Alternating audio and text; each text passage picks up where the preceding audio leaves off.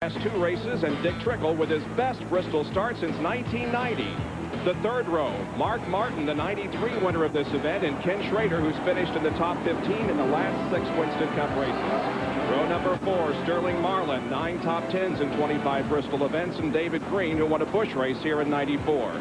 The 5th row, Derry Cope with his best start of 97, and Ward Burton, who finished 8th here a year ago.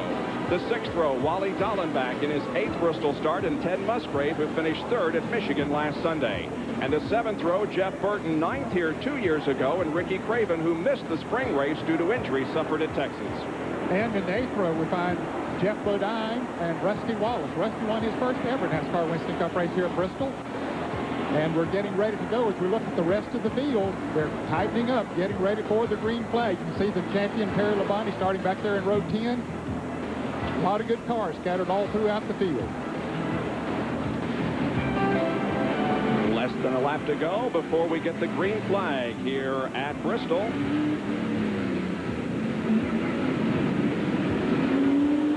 Bobby Hamilton, Jeff Green. Back in row 15, there's Mike Skinner, leading rookie. Ernie Irvin, a winner here. Row 17, Michael Waltrip and Dale Earnhardt. All these cars pitting on the backstretch. And a driver has not won from the backstretch position ever in this night race here at Bristol.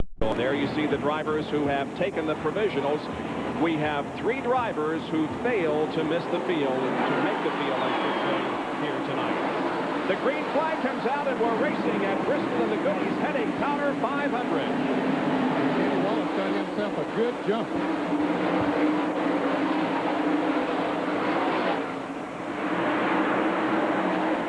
But Dale Jarrett will lead the first lap.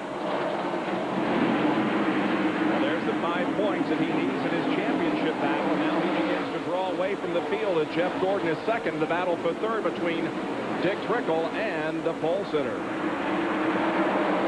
Kenny Wallace said on NASCAR today that his car was not very good. They changed 4 shocks of sway bar just before the race.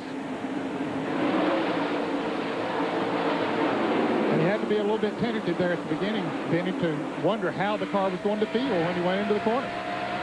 Kenny Wallace has not led a lap this year. We thought maybe he would lead that first one, but not so as Dale Jarrett took him in. So he's still looking for his first lap led in 1997. He last led a NASCAR Winston Cup race back in October at Charlotte. There's the Burton brothers. Ward Burton 22, Jeff Burton in 99.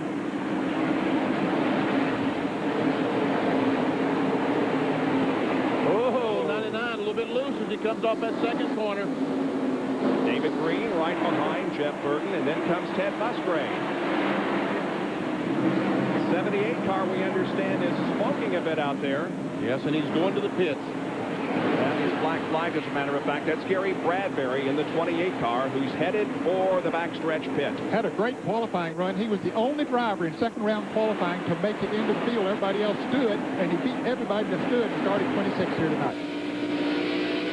Taking a look from Rusty Wallace's onboard camera, looking back to Jimmy Spencer, and Rusty's got a battle to get up front. Well, he has been working on Jeff Bodine for several laps, Bob. But Jeff is holding that inside groove. Look how close he comes in the corners. Rusty Wallace running 15th currently. Jeff Bodine is 14th. I believe Rusty's car might be a little bit faster, but there's so little difference in the speed of these cars in qualifying that it's very difficult to pass another car. Down to John Curtin. 78 car in the pits. It's an oil and transmission oil leak as the crew underneath the car looking. We can see fluid dripping out onto the exhaust pipe. That's where the smoke is coming from. Gary Bradbury, who has done such a good job to make the field here, sitting on pit road going laps down. We'll see if they can get this fixed. And Jeff Gordon's making a move out on the track. Well, he's at least closing in on the leader, Dale Jarrett. Jarrett's lead was over a half second a couple of laps ago. It's now down to just a matter of car lengths, actually, about a third of a second.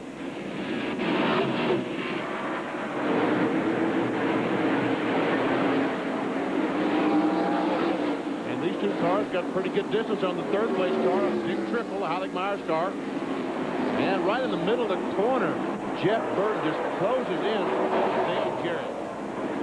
Mark Martin is running in 4th position, and the pole sitter Kenny Wallace has dropped back to 5th now as we continue to watch this battle up front. Jarrett and Gordon. Shot here from the Pennzoil copter cam. We watch these drivers race around the first and second turns, and Jeff Gordon takes the lead after Dale Jarrett had led the first 13 laps.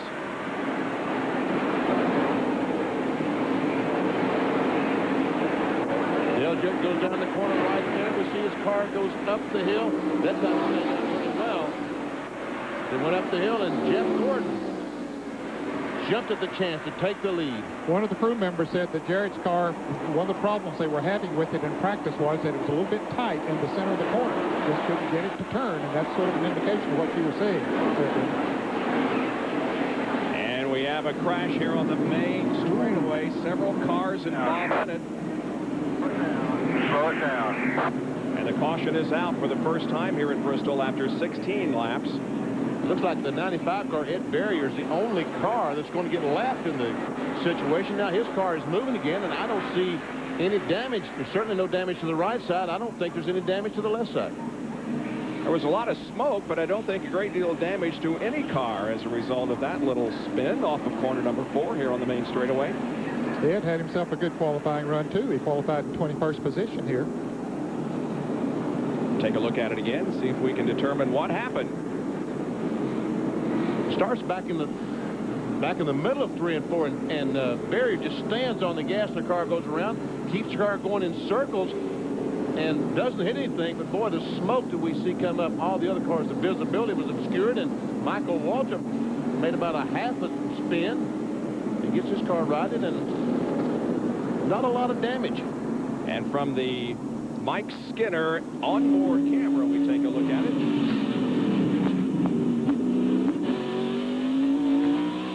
He was lucky to get through that one. He was. We saw Michael Walter back off there, and someone ran the back of him, and around he went.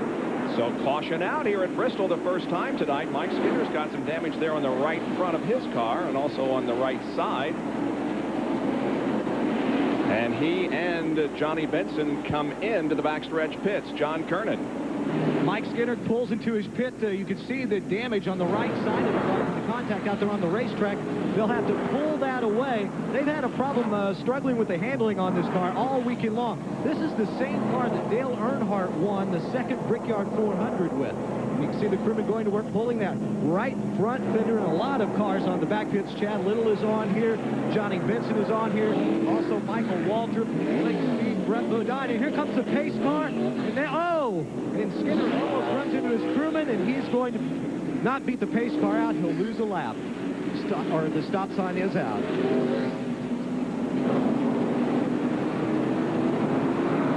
Okay, Ned, updating you on Dale Jarrett. He mentioned a moment ago that DJ had a problem in that last practice. Indeed, what he had, as you said, was the car had a bad push, meaning the car was so tight they couldn't get the car to turn in the corners.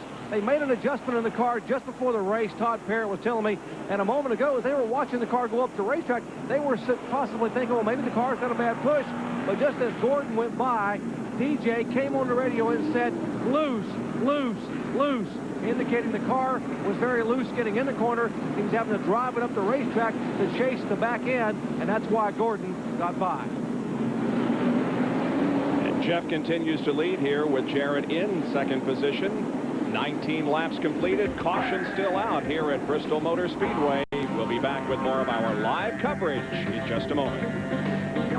Back at Bristol Motor Speedway, where the green is back out, and Jeff Gordon continues to lead. He has now led the last 8 races here at Bristol. He led 125 laps in the spring.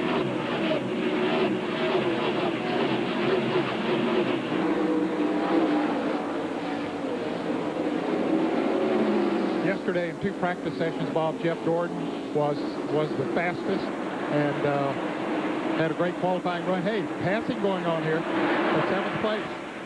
Sterling Marlin losing positions. Jerry Cope goes by.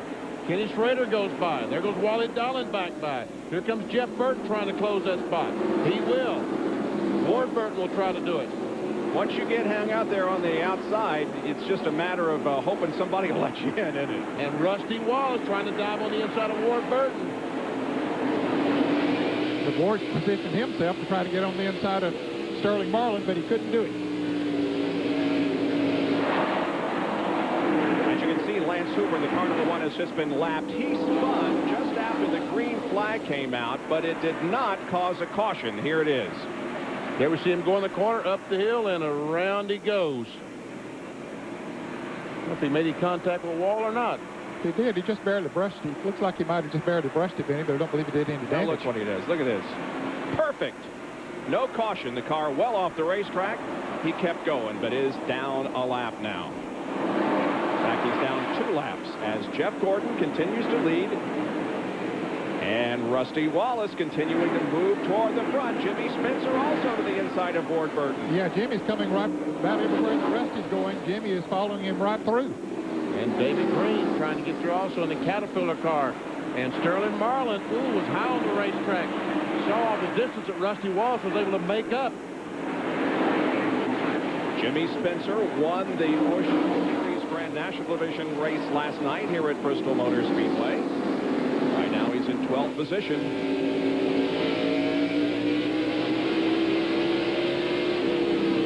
Right on the back bumper of Rusty Wallace. They go to the high side to pass Lance Hooper. And John Kernan has an update on Lance Hooper.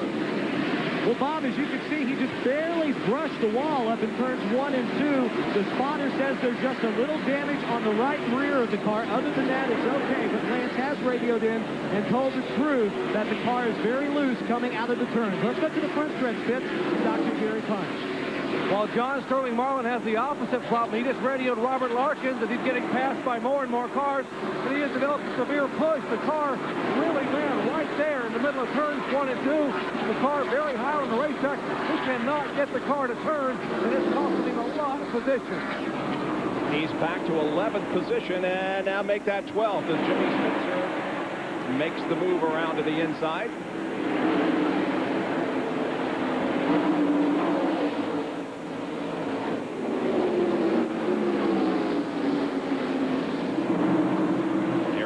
Continues to move up as Kenny Wallace continues to go the wrong way. That's battle for 5th, 6th, and 7th. And 8th. Because Jeff Burton's also going to take that position away, I believe. Yep. So a strong run for Derry Cope here in the early going as he runs in 5th spot. Well, now I take that back. Slipped just a little bit and lost all of those positions. 3 of them. Doesn't take much, does it? And Dale Jarrett goes back in the lead. So on the 39th lap, gives the lead back to Dale Jarrett. He led the first 17 or 16, then Jeff Gordon took over, and now Jarrett is back at the front.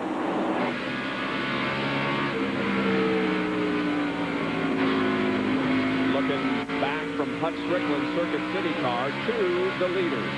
Now, Hut is currently in 37th position. He's the last car on the lead lap. You see that Dick Triple and Mark Martin are very, very close to the leaders. First 4 cars running just a few car lengths apart.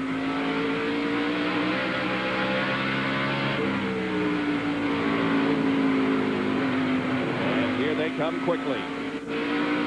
Hut ran up behind the car number 1 of Lance Hooper and had to brake really to get around him, and Lance goes high this time.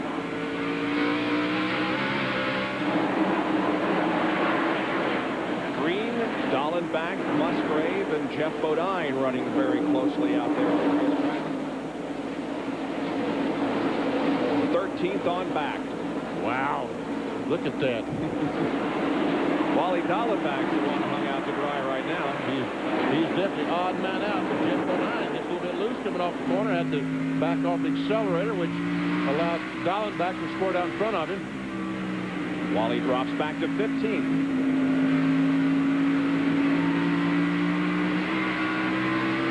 Well, you can see how quickly those turns come up when you look out the windshield. One of those in-car cameras. And now the Wallace brothers momentarily side by side. Rusty passes, so does Jimmy Spencer. Moves Kenny Wallace back to the 10th spot.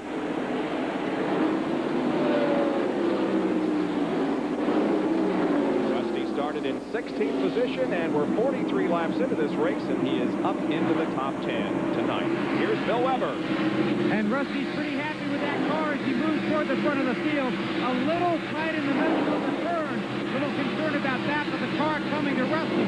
Also, Jimmy Spencer right behind the two. A little concerned about his water temperature. It was rising a little bit. He's also a little tight, but told his crew nothing to worry about. Ted Musgrave, the last thing he said in half the hour was this car was loose, bad loose. Now early in the race, it's tight, bad tight. Might have overcorrected on the 16 Ford. Mark Martin takes third position from Dick Trickle. So Mark Martin at Valvoline Ford has been very, very quick all summer long, and he's proven it again as he moved into third spot. Yeah, he's always quick. He's quick on just about every racetrack, as you said, all summer long. He's just a... There's his teammate, Jeff Burton, in fifth position. You have to mention, look at this traffic here on the main straightaway. Wow.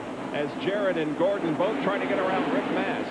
Jarrett got completely sideways the last time off turn 2. This time he was able to make the pass. Gordon will go by, and Martin now has caught Jeff Gordon. And look in front, down in 3 and 4, just a half straightaway in front is about 15 cars the leader's going to try to work their way through. When we come back from break, they will be in the midst of that huge group of cars there. Ray Evernham looks on as his driver, Jeff Gordon's, runs second to Dale Jarrett.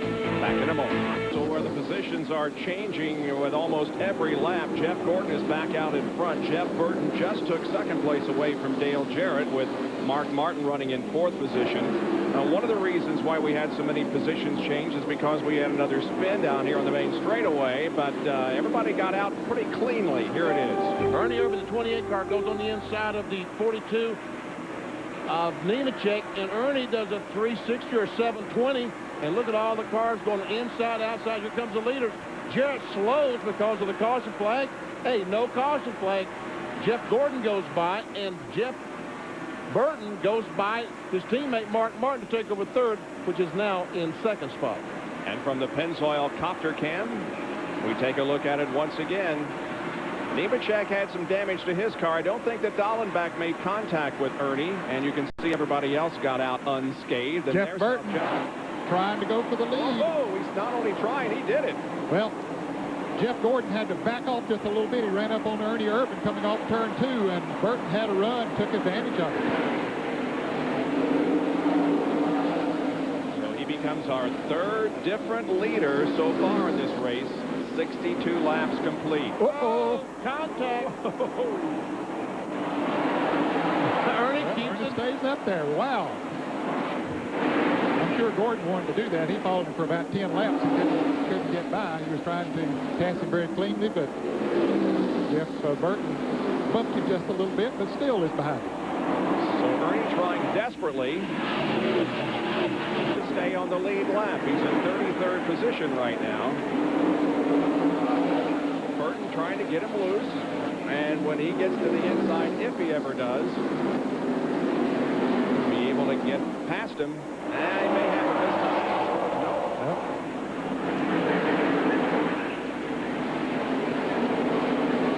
No. Nice save, though, by Ernie Irvin moments ago. Coming off turn 4, he gets off the gas a little bit, and Jeff Burton taps him in the rear, and that was a great save. And Jeff could have gassed it right then. I believe Benny got him up from the inside a bit. Backed off and gave him time to make the correction. And the yellow is out, and Ernie's getting what he needs. So Ernie Irvin is wise to have fought to stay on the lead lap, because now he gets to go around the racetrack, or at least half of the racetrack. Caution out for the second time here this afternoon at the end of 67 laps. John Kernan. Kyle Petty has pulled his Pontiac behind the wall. The crewman underneath going to work. An overheating problem. In fact, the engine temperature is running as hot as 280 degrees. They are putting some water in, but it was wanting to spit it back out. And also, they're looking in the area of the rear end gear. And quite honestly, that's what it smells like. There was a lot of smoke coming out from the rear of the car, so they may have burned up the rear end gear. Kyle Petty's best finish here at Bristol was in April of 1993. He finished third. Now we see those on the lead lap making pit stops. Bill Weber. Jeff Burton is on pit road along with all the leaders. Burton getting right side tires. This should be routine stops under caution. Some guys might drive and take two for track position. Burton gets four. They swing around to the left side. Rusty Wallace also in.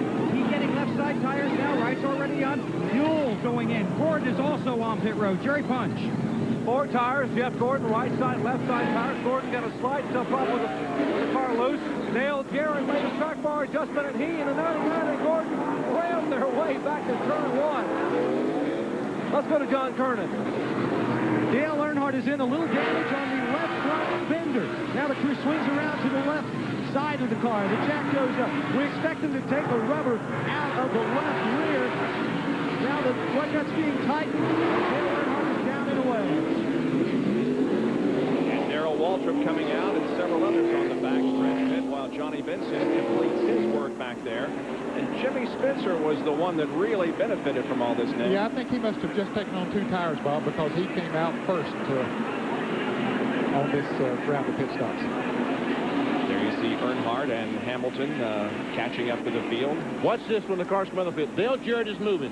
Jeff Gordon is moving. Jeff Burton tries to beat them all to the line, and it was very, very close. Looked like it might have been Jeff Gordon. I don't have. In the 25 pit, we'll see what happens to him. Ricky Craven. We see the angle he had to go in there was not where he wanted to be, but that's the way when he got to his pits, there wasn't much room there. But look, was that one of Ted Musgrave's crew members? And he was not too happy about that, but hey.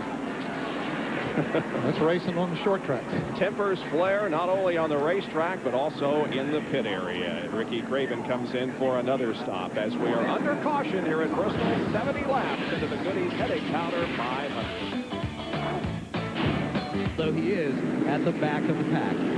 This year has not been as good for Ernie as last year in terms of points position at this juncture in the season. This year he's 14th in the points. Last year he was 7th. Well, from our Pennzoil copter cam, we can see this beautiful facility nestled in the hills of northeast Tennessee. They call it Bristol Motor Speedway, and it is one of the most incredible short tracks that you can ever find. And all this here, folks, are suites, luxury suites, high atop the grandstands. I was recuperating from my back surgery in April when we raced here, so this is the first time that I have gotten a chance to see the suites and everything that have been built in the last year. It is unbelievable. It really is. It really is. I understand they're going to build more. Yep. Well, in April of 1996, 71,000 fans saw the race here, and look at the attendance tonight, 125,000, and by the time we return here in the spring of next year, they will have added more seats to a capacity of 131,000. And we would also like to point out that 20 years ago, in 1977, just 12,000 attended the race here. Okay, we're back to green flag racing. Jimmy Spencer is the leader, and Wally Gollum back down on the inside trying to get back on the lead lap. And Spencer did on the second two, which we think that he did. We'll see how that might work for him. We understand that Rusty Wallace had an air gun go bad during that pit stop. He's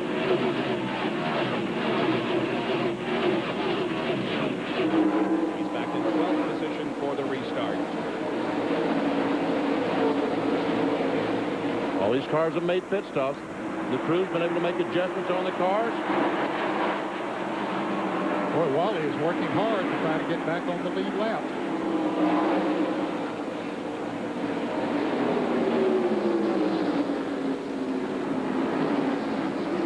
They're black flagging David Green in the 96 car. Jerry White. On the previous caution flag, Bob, he drugged the jack down pit road. They gave him a stop-and-go penalty.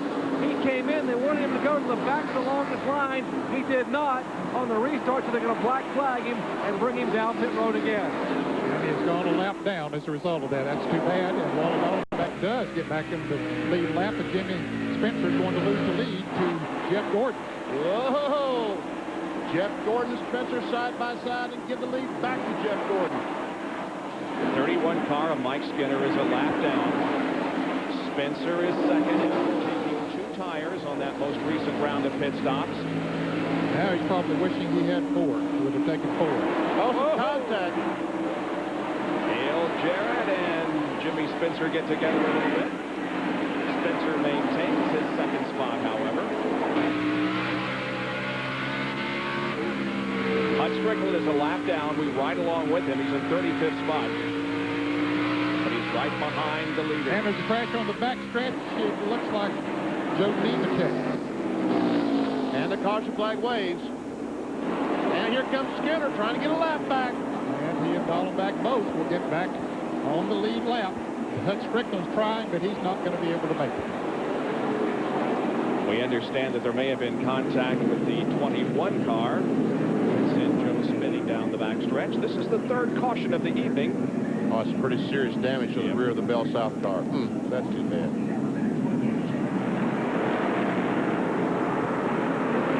Here's a replay of Nemechek. I see the 21 car they're talking about was very close to the 42 car, and that's all the damage came when he backed in the inside retaining wall. That's tough.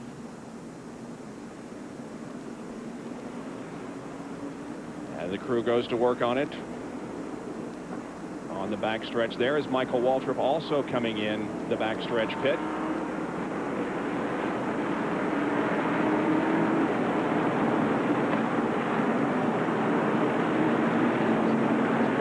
And John Kernan is down there in Nemechek's pit. The left side tires were both flat, so they changed them a lot. As sheet metal damage from Joe Nemechek as he pulls away. I'm sure he'll have to come back on pit road, put right side tires on, and still do a little more fabrication under fire here on the backstretch. But it looks like a lot of significant sheet metal damage for Joe Nemechek's car. We had 31. Now we've got 33 cars back on the lead lap, and here is another replay. Here he comes, and boom! That's where the damage was done. Now the Pennzoil copter cam. Look up top. Yes, I think that he and Michael did make some contact as the 2 cars came off the corner. And there's the contact with the inside wall. 85 laps completed here at Bristol. We've had 4 leaders so far. Jeff Gordon is back in front. Jimmy Spencer second. What was that Hut Strickland was running out in front of Jeff Gordon. He was getting the black flag because he had jumped the restart and came down to the start-finish line ahead of Jeff Gordon. They were giving him the black flag. So I don't know if they take that away from him or what happens now. And we see the radiator's broken on Darrell Waltrip's car. The water. Keep going. There you go, buddy. See what happens. Wow, there were 3 deep. I know that coming off of turn 4, and that just simply won't get it. Kenny Wallace got forced up into the outside wall and then turned sideways. Here he comes off the corner, and Steve Grissom maybe touches him a little bit, gets him loose. Bobby Labonte into the middle there. Oh, look at Earnhardt. With Darrell nowhere to go, and wham, right into the wall down on the inside. Ned was talking about just a moment ago, Hut Strickland jumping the restart. Here's Hut Strickland, the 8 car. They come off the corner, and there we can see he clearly is in front of the 24. The 24 car is the leader of the race. He restarts the races at his discretion, and the 8 car clearly jumped. I think Hut anticipated Gordon accelerating right there, and he didn't do it. Here's Earnhardt in the pits, backstretch. Well, he was very lucky to have survived that little incident. And he's reporting a tire rub. John Kernan? That's exactly right. On the right side of the number 3 Chevrolet Monte Carlo, the crew changing right side tires. They had to pull the fender out. Apparently some more contact out there on the high banks of Bristol, and Dale had to come in taking advantage of this caution to pull the fender off the tire, because if you run a lot of laps with that fender rubbing, probably blow the tire out. So this was a break for him. There we see the damage to the right side of Dale Earnhardt's car. And then, you know, the 8 car, Hut Strickland, obeyed the black flag. He came in the pits under the caution flag. So he obeyed the black, and he's now in the lead lap. Yep, they're showing him on the lead lap. So that 28th position, and looks like he's coming back in to the pits. Going to change some tires.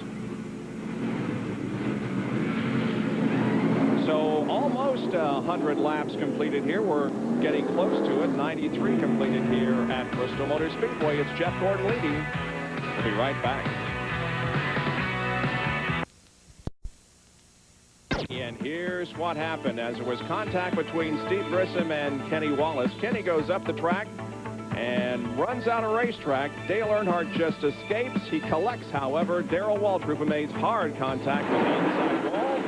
The green is out at lap number 97 as we go back to racing. David Green was the one on the inside trying to get his lap back that time, but Gordon beat him to the first turn. Darrell Waltrip was involved in that incident. John Kernan is standing by with him. And the crew working on Darrell's car. Darrell, you're okay? What happened out there? It looked like when the 18 and the 3 got to running outside, I knew it was going to get a little touch and go because we could go outside, but really it was kind of dangerous. I don't know if they got into Kenny or what happened. Kenny got in the wall, came off the wall, hit me in the, I guess, the right front, drove me into the inside wall.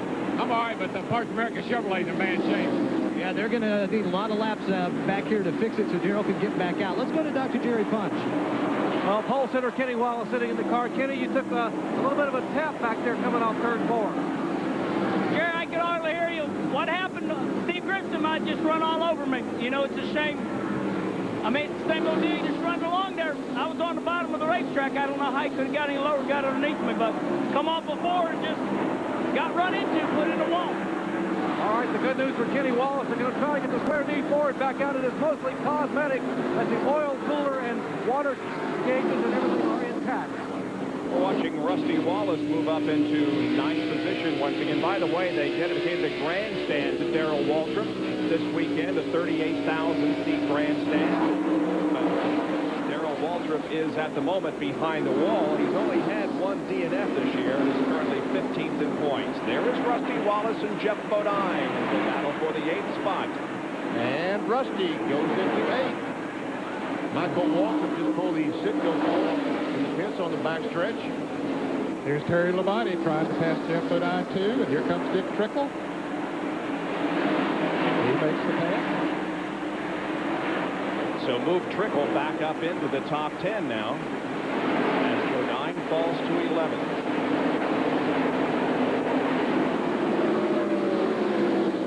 Bill Elliott, the blue car. Tonight, the 94 is Elliott for you fans. A special car. Is this a one-race deal with night? No, they will run it in a few other races this year. They're commemorating the Big Mac. They're going to run it in Richmond, New Hampshire, Loudon, Dover, and Martinsville. Jerry.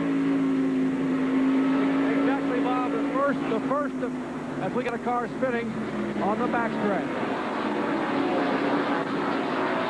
All right, the 95 car is spun. No caution flag. You get the car rider. That is Ed Barrier. And the 94 got through okay. That is the Mac Tonight logo that's on the Bill Elliott car number 94. The first, as you said, Bob, of 5 events, basically celebrating the fact that Bill Elliott is going to run this car at night here and in Richmond, Virginia. And by the way, they also have a special guest tonight in their pits. A guy by the name of Dan Groski, who is the nation's leader in Big Mac consumption.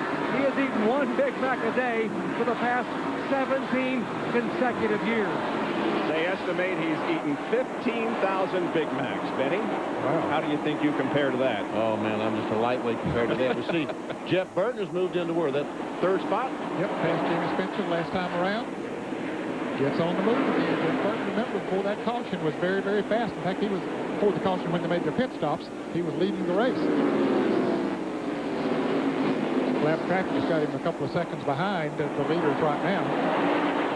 Jeff Burton has 9 top 10 finishes in the last 13 races. Here's a 95 spin just a couple of laps ago. Comes off the corner, goes around, and Ted Musgrave just going by on the inside. Barrier does a great job, does about a 360, puts in gear, continues on. You see all the cars stacking up as they try to avoid the accident that really never happened.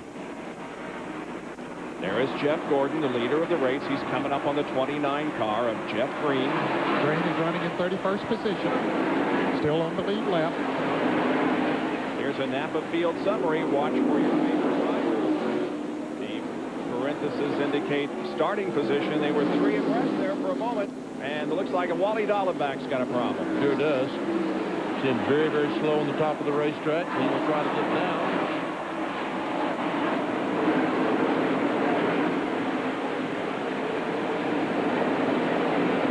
Samco team has had some good performances in recent races, but Robbie Gordon didn't make tonight's field, and now Wally Dallenbach has a problem. And Joe Nemechek has already had a problem getting involved in an accident. Dallenbach's best finish here at Bristol was in the spring of '93. He finished 11th. Terry Labonte and Dick Trickle goes by. They're running 9th and 10th. There's Jeff Bodine. He's in 11th. I think it might be a tire going down on Wally Dallenbach's car.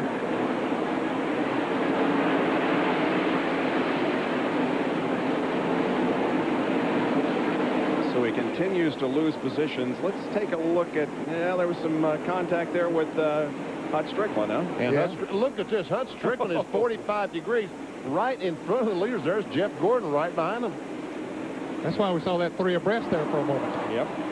Now Gordon does get by Jeff Green. And here comes Terry Labonte moving up into the 8th position. And now Derek Cope's hung out to dry.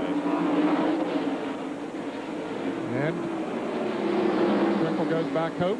We understand that maybe Wally in that incident over there flat spotted his tires, thinking they might have one going down. That's why he rode around slow for a lap.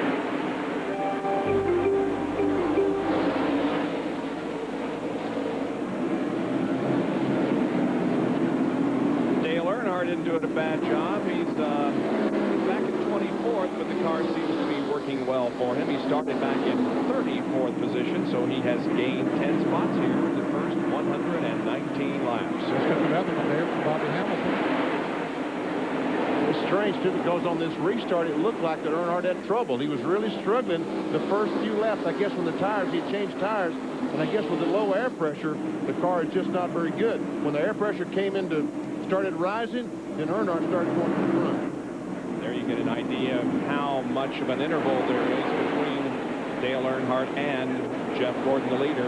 Here's Rusty Wallace and Ken Schrader going at it, and that moves Rusty to 6th.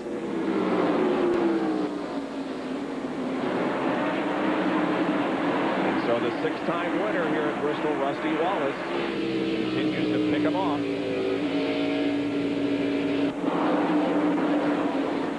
Staying pretty close with him is Terry Labonte. Now he has Ken Schrader between them. Here's the leader, Jeff Gordon, once again trying to go by Hud Strickland. Ooh, gave him a little bump. Said, I'm still back here needing to go.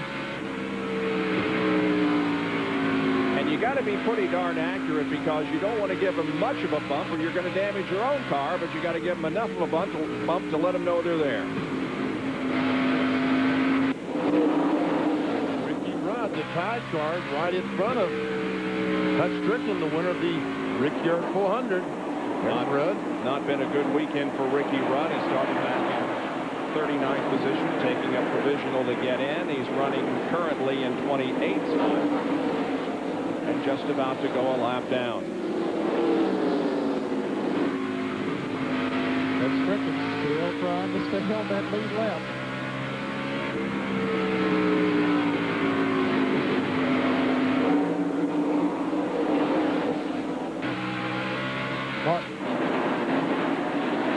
There, Terry Labonte does get back in Schrader. And Dick Trickle comes right along. And Michael Walker is 4 laps down.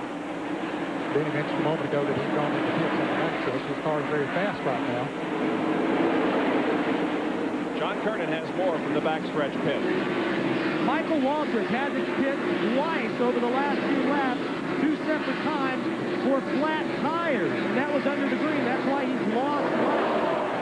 Not quite sure why he's cutting down tires. I think maybe something might be rubbing and his tires. So you want to keep an eye on him. They hope they got the problem fixed. They pulled the fingers out, but they did have a problem with cutting down a couple of tires. As you can see on the scoring pylon there, Mark Martin has passed his teammate Jeff Burton and has moved into 3rd, and he is moving in on the leaders. And we also saw Dale Earnhardt pressing hard there. He's in 23rd. Earnhardt had been complaining before the last few rounds of pit stops that the car was tight. They made air pressure adjustments, pulled the rubber out, and now Larry McReynolds, by looking at the stopwatch, has told Dale that the car is as good as the leader. And Larry added, Dale, we have to keep on pushing. Right now he's running in about the 23rd spot, but the car looks pretty good. Coming up quickly on Ricky Craven there. Boy, these leaders are in heavy traffic. There's Ricky Rudd and Chad Little both trying to stay in the lead lap. And they've been running side by side for about 2 laps, Denny, and Jeff Gordon has nowhere to go.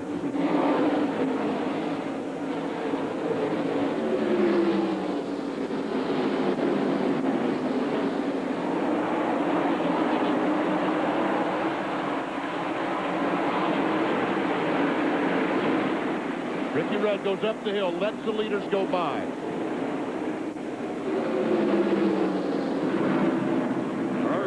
Earnhardt picking up another spot, moving up to 22nd, Benny.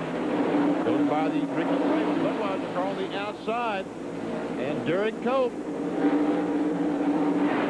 picks the debris on the 36 car that fell off someone else's car. He's caught it and dragging it around and is sparking on the racetrack. He's back in 11th position. Wow, look at that piece. Yeah. Well, it looked like a fender brace or something.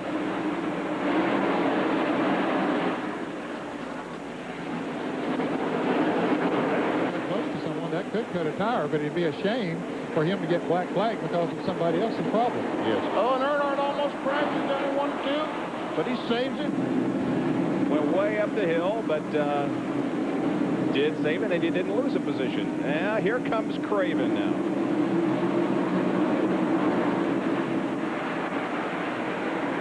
Here it is once again. There's him go down the corner like he's on dirt. Sideways, save it, baby, come on. There. Ernie goes back by. Yeah, he did one position to Ernie Irvin, but Dale Earnhardt remains in 22nd position here as Gordon continues to lead at the end of 137 laps. Here on ESPN tonight at Bristol Motor Speedway. Jeff Gordon, the leader, at the end of 145 laps. Tomorrow, both ESPN and ESPN2 will have racing for you. The NASCAR Craftsman Truck Series is at Watkins Glen for the Parts America 150 at 12:30 Eastern Time tomorrow. Then the Deuce has the NASCAR Modified Series, the Ruffles 150 at 3 o'clock Eastern Time. And do not let Benny Parsons tell you about how he's going to helicopter from the racetrack to a jet and be taken there for tomorrow's coverage, he and Dave Despain. So, folks, after I go through all that trouble, please tune in to see if you made it and got any sleep. Yep, he'll make it. He'll get a little sleep, but he'll be right on top of it. Brett Bodine going a lap down in 26th position. Here's a Napa Field summary once again. We got a Chevy leading and then a whole bunch of Fords. Aaron and Bonnie, Jeff Gordon's teammate, back in 7th spot. Cope, Bobby and Bonnie back in 15th.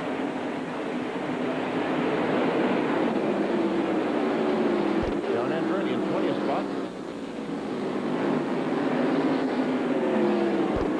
See, Earnhardt's worked his way up to 21st now. His teammate Skinner, 23rd. Bobby Hamilton, 25th. Missing cars are laps down. As Mark Martin tries to close in on the back bumper of Dale Jarrett. And Dallenbach slows on the backstretch again. You can see he's running there in 33rd position, but drops down off the banking and goes to the apron of the racetrack. Looks like the right front tire's flat on Dallenbach's car. He pits here on the front stretch as those running up front from corner number 2. Next car to go a lap down will be Bobby Hamilton. He is in the 25th position, and right on him is Jeff Gordon. The 9 car. He is a couple of laps down. New paint job on that 43 tonight, guys. They got a Goody's logo on the hood of it, commemorating 20 years of sponsorship and involvement in NASCAR Winston Cup racing. The folks at Goody's, of course, they're the sponsor of the race here tonight. And look at the incredible record that Jeff Gordon has on short tracks. 12 races, he's won 50% of them, and has never been lower than 4th. That's pretty awesome, isn't it? Yes, it is.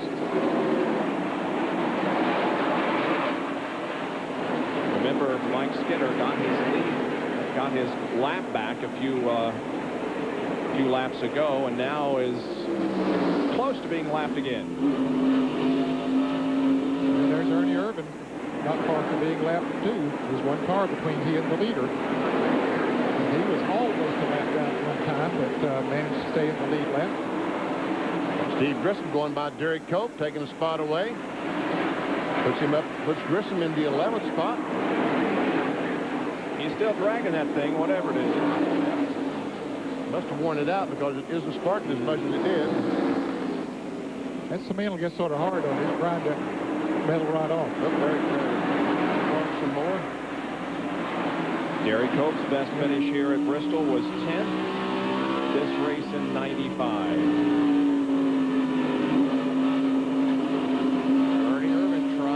Best to get up alongside 31 car because he can look at the mirror. He realizes that Jeff Gordon is just 2 car lengths behind him.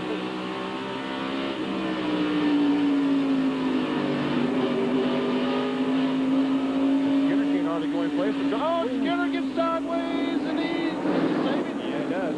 Wow. Nice going, but look at Gordon up top. There's some smoke. Is that the 28 car? Looks like, oh! Some contact between the leader and Mike Skinner. And there is a little smoke up late from the 28 car.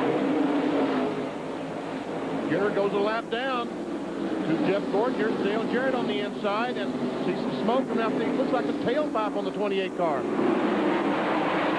Heavy traffic up ahead for Gordon and the others up front. Take a look at this again. Look at this, completely sideways off of 2.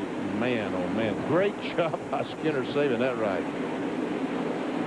And the 43 car got by Ernie Irvin on that little track. John, what do we see there coming out of Ernie's car? Smoke? That's what the spotter says going into the turn. You see a little smoke coming out of Ernie Irvin's car. In fact, about 10 laps ago, Mike Skinner reported that there was some oil leaking from Ernie's car. But his crew up here doesn't seem to be too concerned at the moment. Right now, they're concerned with that bright 24 car, putting their car a lap down. But Ernie's trying to hang on to keep an eye on it because we are seeing a little smoke coming out of the car in the corner. Well, just like earlier in the race, Irvin tries desperately to stay on the lead lap, but Jeff Gordon is trying desperately to put him back a lap, and what's going to happen? Ernie's going to go down. Yep. Ernie just quit all of a sudden. The speeds here at the line, you can see that Gordon and Jarrett, because they were concerned with Ernie Irvin, didn't have real fast laps. John Kernan has more. Bob, Ernie has just radioed the crew and told them, I think the motor is starting to go away. Remember that smoke we saw apparently in the 23 car is Jimmy Spencer off the pace, so apparently an engine problem developing for Ernie Irvin, who is beginning to miss just a little bit. He will pull off the racetrack, come on to pit road. We would assume that the crew will go under the hood. They will. The hood will come up on Ernie Irvin's car. They will look in, try and see if it could be a problem with a wire or something, but the engine definitely with a skip in it. Let's go to Phil Weber. Well, Jimmy Spencer, I just talked to his crew. They said everything was going fine, but now Spencer sits on pit road with the hood up through in the engine compartment. So Jimmy Spencer, who had a great ride going and used some pit strategy to help him get to the front, now sits on pit road as the laps go by. The 25 pit crew is also on the wall looking for Ricky Craven. They expect him to come down pit road, and here he does, sliding off of turn 4, brings it down pit road in a crawl, brings it into the pit. Right front tire flat. So Ricky Craven will get 2 right side tires. They'll put fuel in it as well. Craven guns the engine, the fuel's in, the tires are on, and Craven is away. John Kernan. They are putting the hood down on Ernie Irvin's car and will push him behind the wall. Apparently the problem, they've lost all the water in the engine. The radiator has had a brake rotor, a piece of brake rotor go through it. Let's go to Bill Weber. They continue to look at Jimmy Spencer's engine compartment. The laps continuing to go by, 171 on the board. So Spencer, who had high hopes for a great finish after the win here last night in the Busch Series, sees those hopes disappear in the darkness of Bristol. Back to the leaders.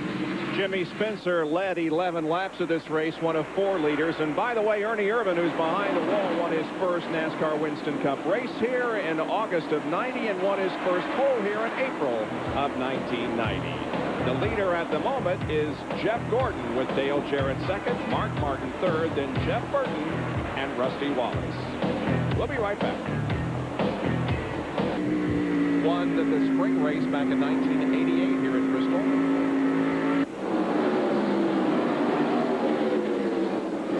He goes a lap down here this evening. Oh, Earnhardt dives on the inside of Jeremy Mayfield.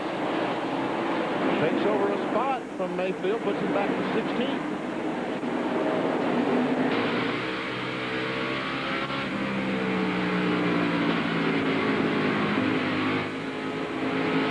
That high line like Earnhardt's doing, you can pass a lot of cars up there because there's not a lot of people doing it. Mark Martin, meanwhile, has done on Dale Jarrett. Mark in 3rd position. There he is. Winner last week at Michigan. Jeremy Mayfield, the Kmart car, now a lap down. There are 15 cars now on the lead lap.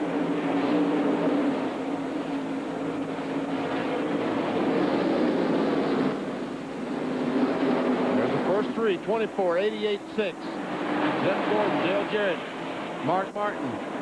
As we see Kyle Petty slow on the apron of the racetrack. Let the field go by here and see where your favorite driver is running on the racetrack. Who he's racing with. Here come the leaders once again.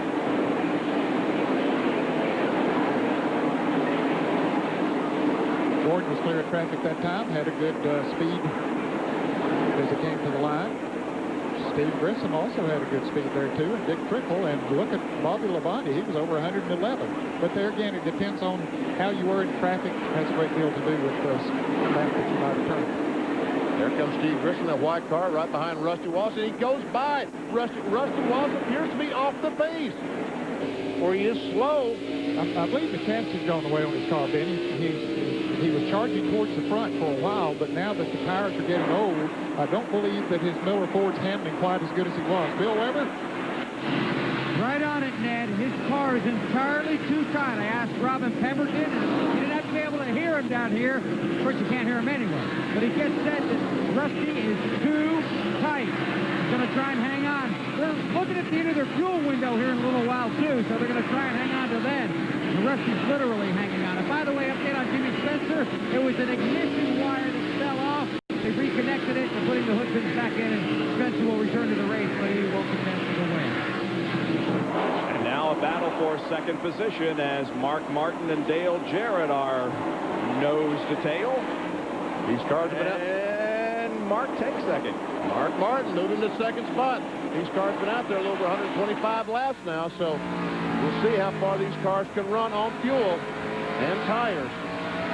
Mark Martin has 5 top 5 finishes in the last 6 races here at Bristol. As another Napa Field summary, we'll show you where everybody's running.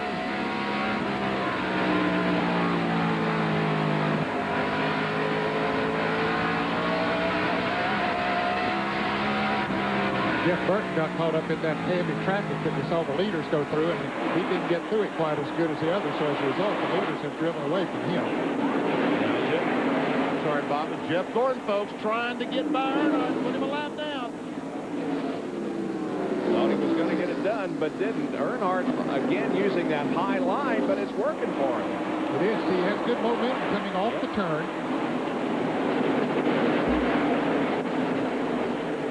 And traffic is certainly no problem for him. Passes 10 Musgrave. He's just running 2 lanes higher than everybody else.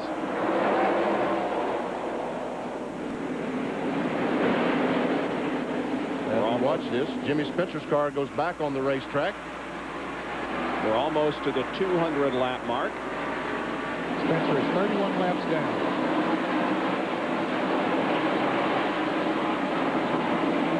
Talk about Rusty Wallace's car being a little tight. I want to see the left front tire. there's no yellow marking, and the right rear tire, there's no yellow marking. Those two tires, the race car works crossways. The right rear, the left front work together. The tires look like the car is really loose. See, the left front has no yellow marking on it, and the right rear has no yellow marking, like the car is really, really loose, but he reported it tight. Bill Elliott is in the pits, John Kernan. And the four-tire change plus a track bar adjustment for Bill Elliott. Remember, he just went a lap down a few laps ago. This is a scheduled pit stop, so we should be seeing more pit stops forthcoming in the next few laps. But a four-tire change for Elliott and a track bar adjustment.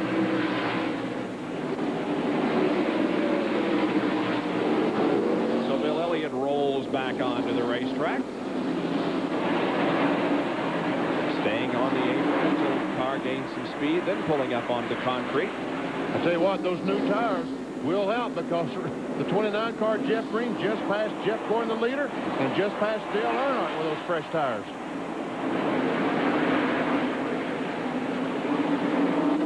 Dale Earnhardt stays on the lead lap in the 14th position, as Jeff Gordon has not been able to put him down a lap.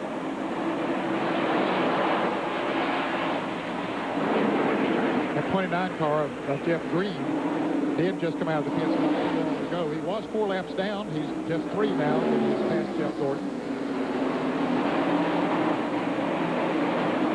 There's Sterling Marlin they're coming up on. Sterling is running in the 13th position. Green flag pit stops are about to happen.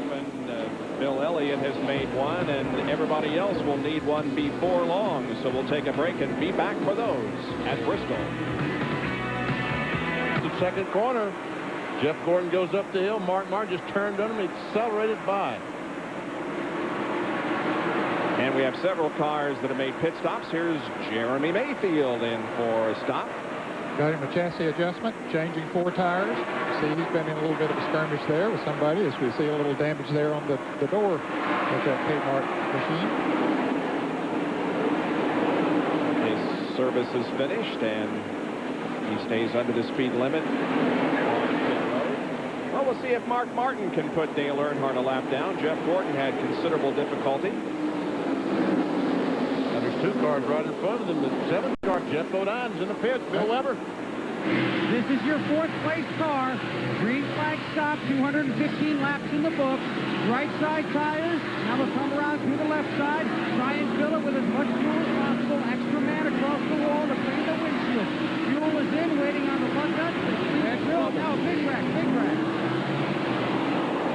Dick Trickle sideways up in the 4th corner, but everybody else is going to get by okay, I guess. The caution is out, however. The caution is out, and Earnhardt saves his lap. And a tough break for Jeff Bodine. Being in the pits on the jack when that the yellow flag comes out, probably lost a couple of laps, at least 1. Yeah, he had moved up to 4th position and was looking good. This is what happened up in the 3rd and 4th turn areas. There we see Dick Trickle in the 36 car, and once again, the 36 bumped him going to the corner and tried to go to the outside of him, just clipped him on the right rear, and Dale Jarrett stops in the corner. I don't know if there's some contact between him and 75 or not. I don't know. I think Mask got slowed down. He might have hit him just a little bit, but not very much. But they were both very fortunate there. It's our 5th caution of the evening, and it comes out on lap 217. Dick Trickle. And the bad news is Dick Trickle lost a lap when he spun up there. So now just 12 cars on the lead lap. And the scoring is showing Jeff Bodine 2 laps down. What a tough break for him. Pit road is open. Here come those on the lead lap. Led by Martin, followed closely by Gordon, and then Jarrett. Here's Bill Weber. Jeff Burton brings his X side forward into the pits. This will be 4 tires and fuel, and it'll clean the windshield. His car's been a little bit tight, so they'll make a chassis adjustment on the right side. Now they come around, loosen the lugs on the left side.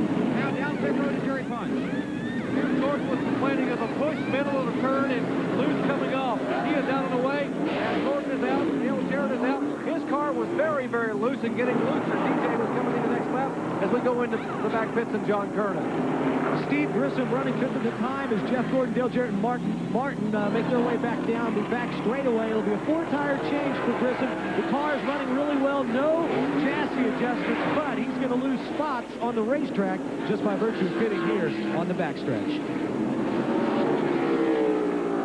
Track position so important, but Steve is going to lose a lot of it by pitting on the backstretch. Right along with the leader, Mark Martin. He goes in the corner.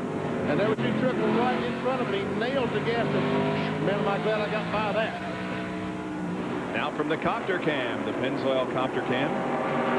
Right here, you're going to see the contact between the 36 and the 90. Just slight contact, and all the cars take evasive action. And there was a little contact there between Dale Jarrett and whoever else was up there high on the racetrack. Rick Mast. Down to John Kernan again. Well, Bob, we told you a little bit earlier that Ernie Irvin had a piece of brake rotor, is what the crew thought went through the radiator. Actually, when they pulled the radiator out, this is what they found. This piece of pipe went through, punctured the radiator. Ernie lost all the water. They're currently still behind the wall trying to get the car fixed to see if they can get back out there, but there may have been too much damage done to the engine. Ernie Irvin's night may be over.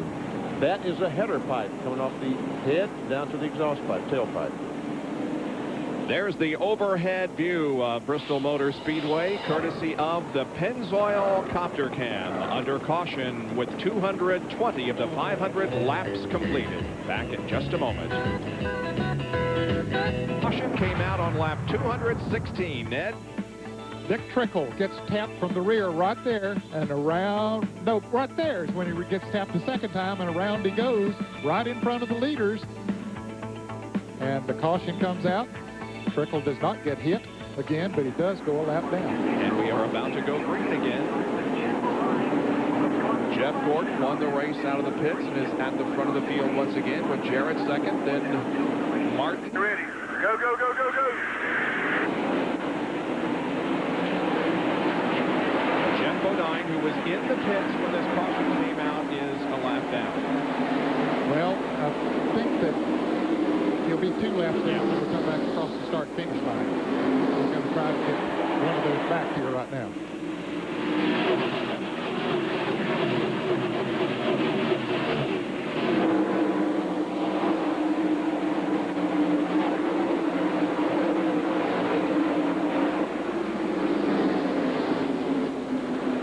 Dale Earnhardt is in 9th position.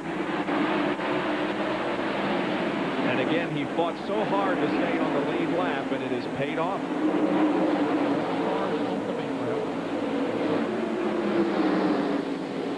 John Kernan has an update on Dale. Bob, on this pit stop, they took advantage to make a chassis adjustment, a half turn in the left rear, tightening the car up. And then Earnhardt, sitting here on the back, Labonte was sitting on the front. He still managed to beat him to the line down here as they exit the backstretch. That's why Dale Earnhardt has moved up into the top 10. But a great pit stop for them back here, even though they were making an adjustment. His very first NASCAR Winston Cup win came here in April of 1979. He has won 8 times on this racetrack, 5 in the spring race and 3 in the fall race or the night race. Wallace won his first race on this track. Ernie Irvin won his first Winston Cup race on this track. And Earnhardt on one of the toughest tracks on the circuit. Here's Labonte trying to put Dale back to 10th and doing so. Jerry Punch has an update on the 4-car of Sterling Marlin, which is a lap down now in 14th. Jerry? Well, Bob, he actually made 3 pit stops during that caution fight. He came in the first time to take a rubber out and actually got a lap back up on the field, and NASCAR called him back in and got their lap back that he had taken on that quick stop and go to pull the rubber. He came in twice more and changed 2 tires each time, and now he is back on the racetrack.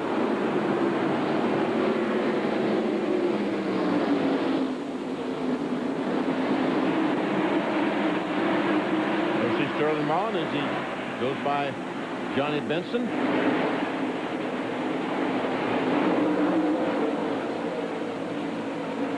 As you have the field summary, you can see all the cars currently on the racetrack and laps behind. Jeff Gordon has led 175 laps so far. Dale Jarrett has led 28, Spencer 11, Martin 10, and Jeff Burton 7. So Gordon is moving up on the clinching the 5 extra points for leading the most laps.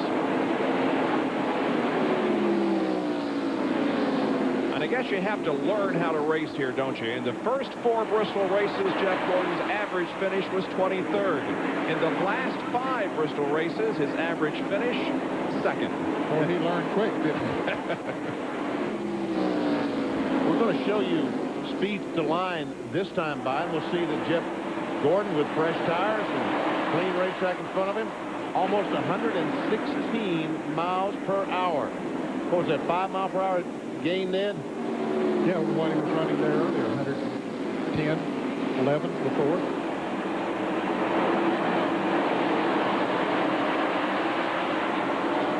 Still over 115.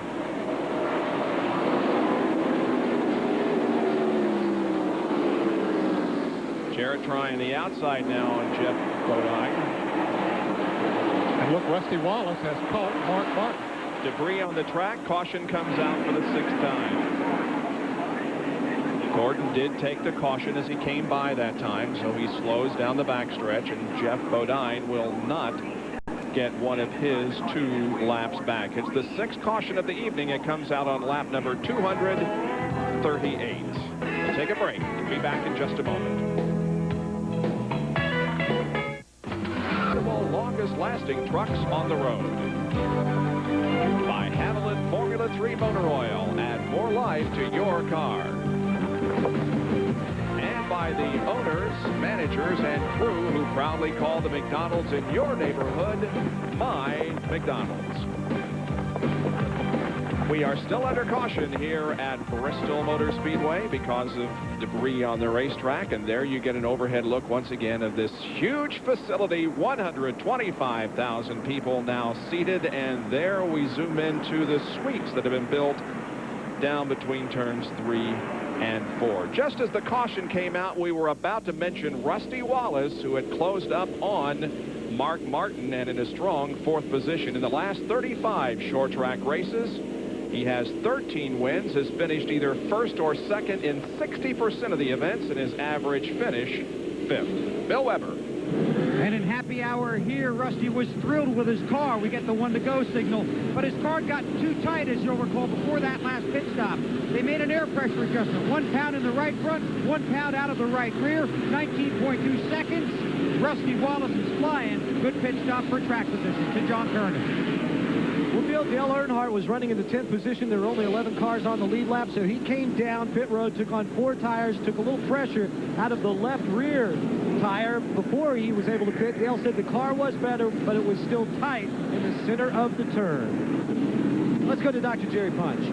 All right, back here in the Sterling Marlin pit a moment ago, Larry McClure very, very upset. He was told that they had gotten a lap ahead of the field. That's why they were brought back in and held, and now they're being shown a lap down. And on that pit stop a moment ago, they were held at the end of pit road, so now they are 2 laps down. So McClure trying to plead his case as we go back to green flag racing. Green comes out on lap 244.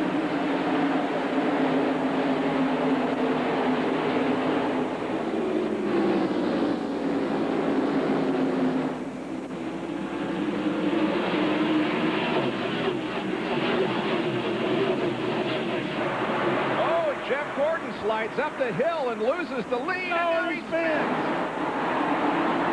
And hits the inside wall hard, and so does Jeremy Mayfield. No caution. Now the caution's out. Yeah, they're sitting on the racetrack back there.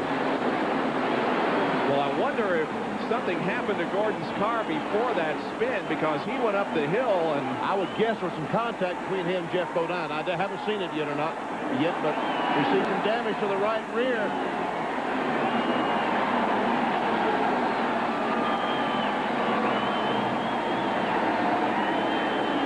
Jeff Bodine's on one good lap back. Well, there's a lot of noise from the grandstand.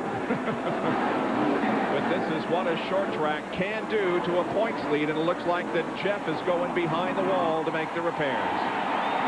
Well, there's a good bit of damage on that right rear. I think that the rear housing, probably have to change the rear housing on that car. Remember, Tough, great.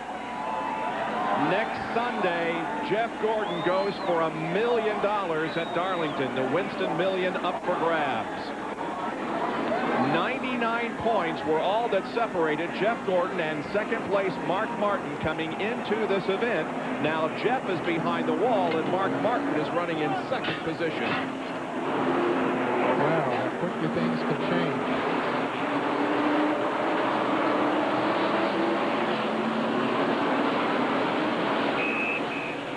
Here we go down the front stretch. Let's see. Jeff Bodine trying to get a lap back. He's on the inside of Gordon. And right there, we can see they make slight contact. Up the hill goes Gordon.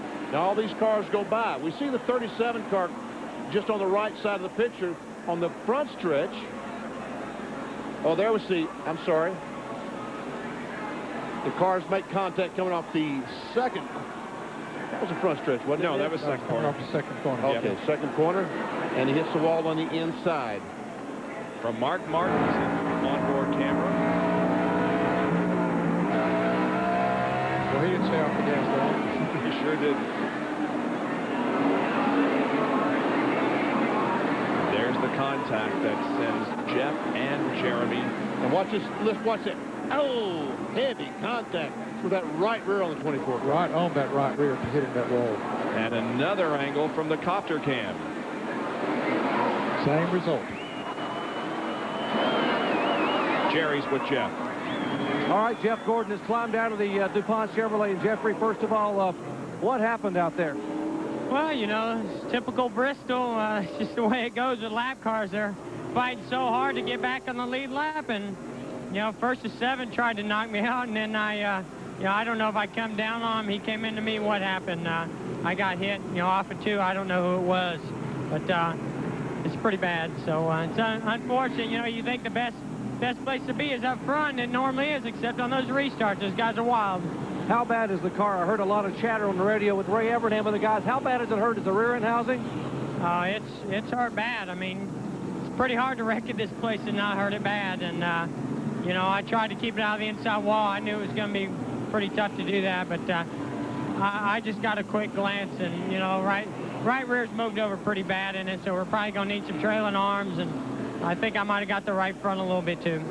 All right, Jeff Gordon out of the DuPont Chevrolet as we check in with Bill Weber. And Jerry, Jeff Bodine has come in twice, got right side tires, got some sheet metal pulled away, came in, got left side tires, put a little more sheet metal away, so picked up a lap there, got his 4 tires and fuel. He's been pretty quick most of the night, and a little bad luck and maybe a little good luck coming his way. Have to wait and see what happens here down the stretch. So the cross flags are being shown. We are at the halfway point of this Goody's Headache Powder 500 here at Bristol. And now we turn our attention a little bit more toward the point situation. If points were awarded right now, Jeff Gordon would have a 13-point, make that a 13-point advantage on Mark Martin. But every lap, that Go, go, go, go, go, go. 4 cars passing him while he's sitting in the garage.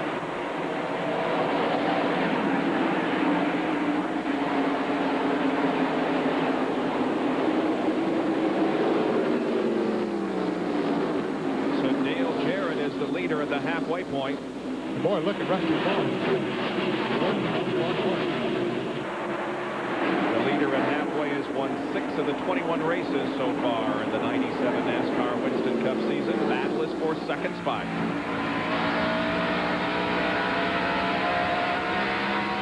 Rusty Wallace, running third, has 9 top 10s in the last 10 races here at Bristol. Mark Martin has gone into the points lead. His points were awarded right now.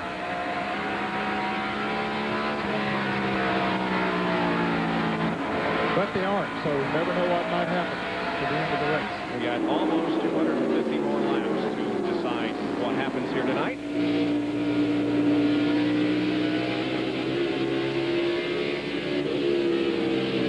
Here's Dr. Jerry Punch.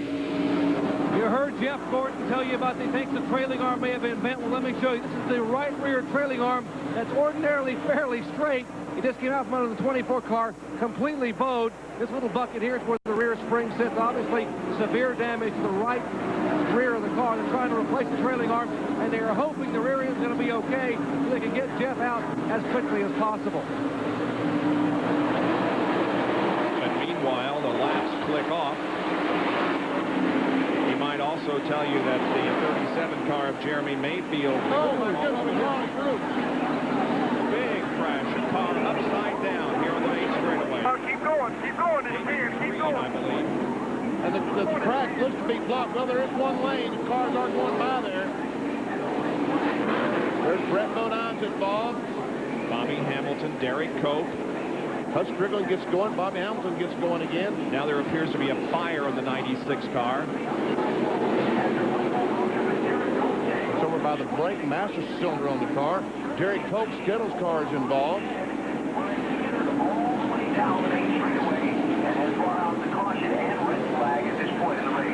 The race has been red flagged. Here's what happened. Oh, the car. There's the car that's upside down. That's Cope. I mean, David Green. That's upside down? Yeah. And another car sliding behind. You ever see David Green, the cat car, coming off the corner, and Derek Cope loses control. He goes up, slams in the 96 car, hit hard blow to the wall. He gets up on his roof, slides down the racetrack, and somewhere about here it's going to go back on its wheels. There it goes over and on its wheels. Listen and watch.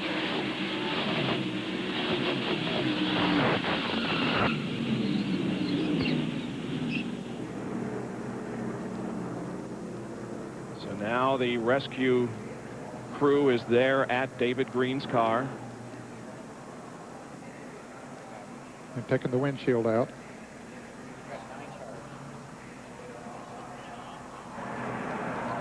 John Kernan, looks like Earnhardt has suffered some damage.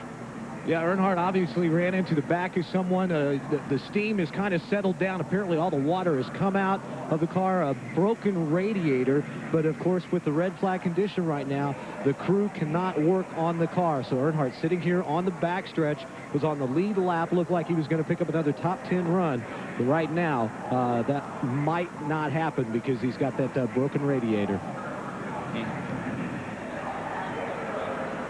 Well, the cars, of course, stopped where they were on the racetrack when the red came out.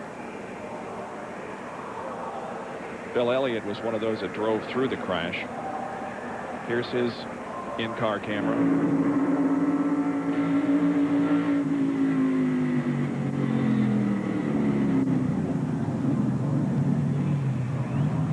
And folks, you can see about what Bill Elliott saw. Nothing. Major damage. Here's from the Pennzoil copter cam. There we see the 96 car, and folks, that I can't tell you how hard that blow was into the outside retaining wall. David Green, pretty good contact with Bobby Hamilton and the 11 car. I believe Earnhardt hit the 11 car. It looked like that he might have hit him as he went through there. Now once again, the 36 car, folks, stop it right there. If we could let it roll just inch forward. The 36 car, this guy, watch as he loses control. Now as he comes off the corner, he saves the car. He goes up, slams that 96 car, and boom! Right in the outside retaining wall goes David Green. And there we see, you're right, Ned, the 3 cars run in the back of Brett Bodine. Michael Walker spins down to the inside. 96 car sliding along on its roof. About the time it stops, it's going to go back on. It's going to, flip over and land on its wheels.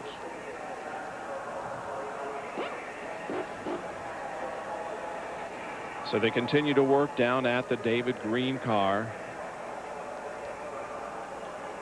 There was work going on the 24 car, which had pulled in, of course, several laps ago, and they have informed the crew that they should stop work on that car also. It's one advantage because they're able to get their thoughts together now and get all the parts together that they'll need on the 24 car when they go back to work make a better job of it. But NASCAR rules do not allow you to work on a car during red flag conditions. Even if you have come in several laps before. So that's why the work has been stopped on Jeff Gordon's car. Well, we'll take a break here. We are under a red at the end of 258 laps because of a crash involving, among others, David Green. Back at Bristol Motor Speedway and the Goody's Headache Powder 500, which has been stopped because of a crash here on the main straightaway. Here's Dr. Jerry Punch. Well, the good news is down here that the safety crews are on the scene immediately, and they were talking to David Green a moment ago, and now they have been able to get David Green up out of the car, sitting there on the edge of the door there.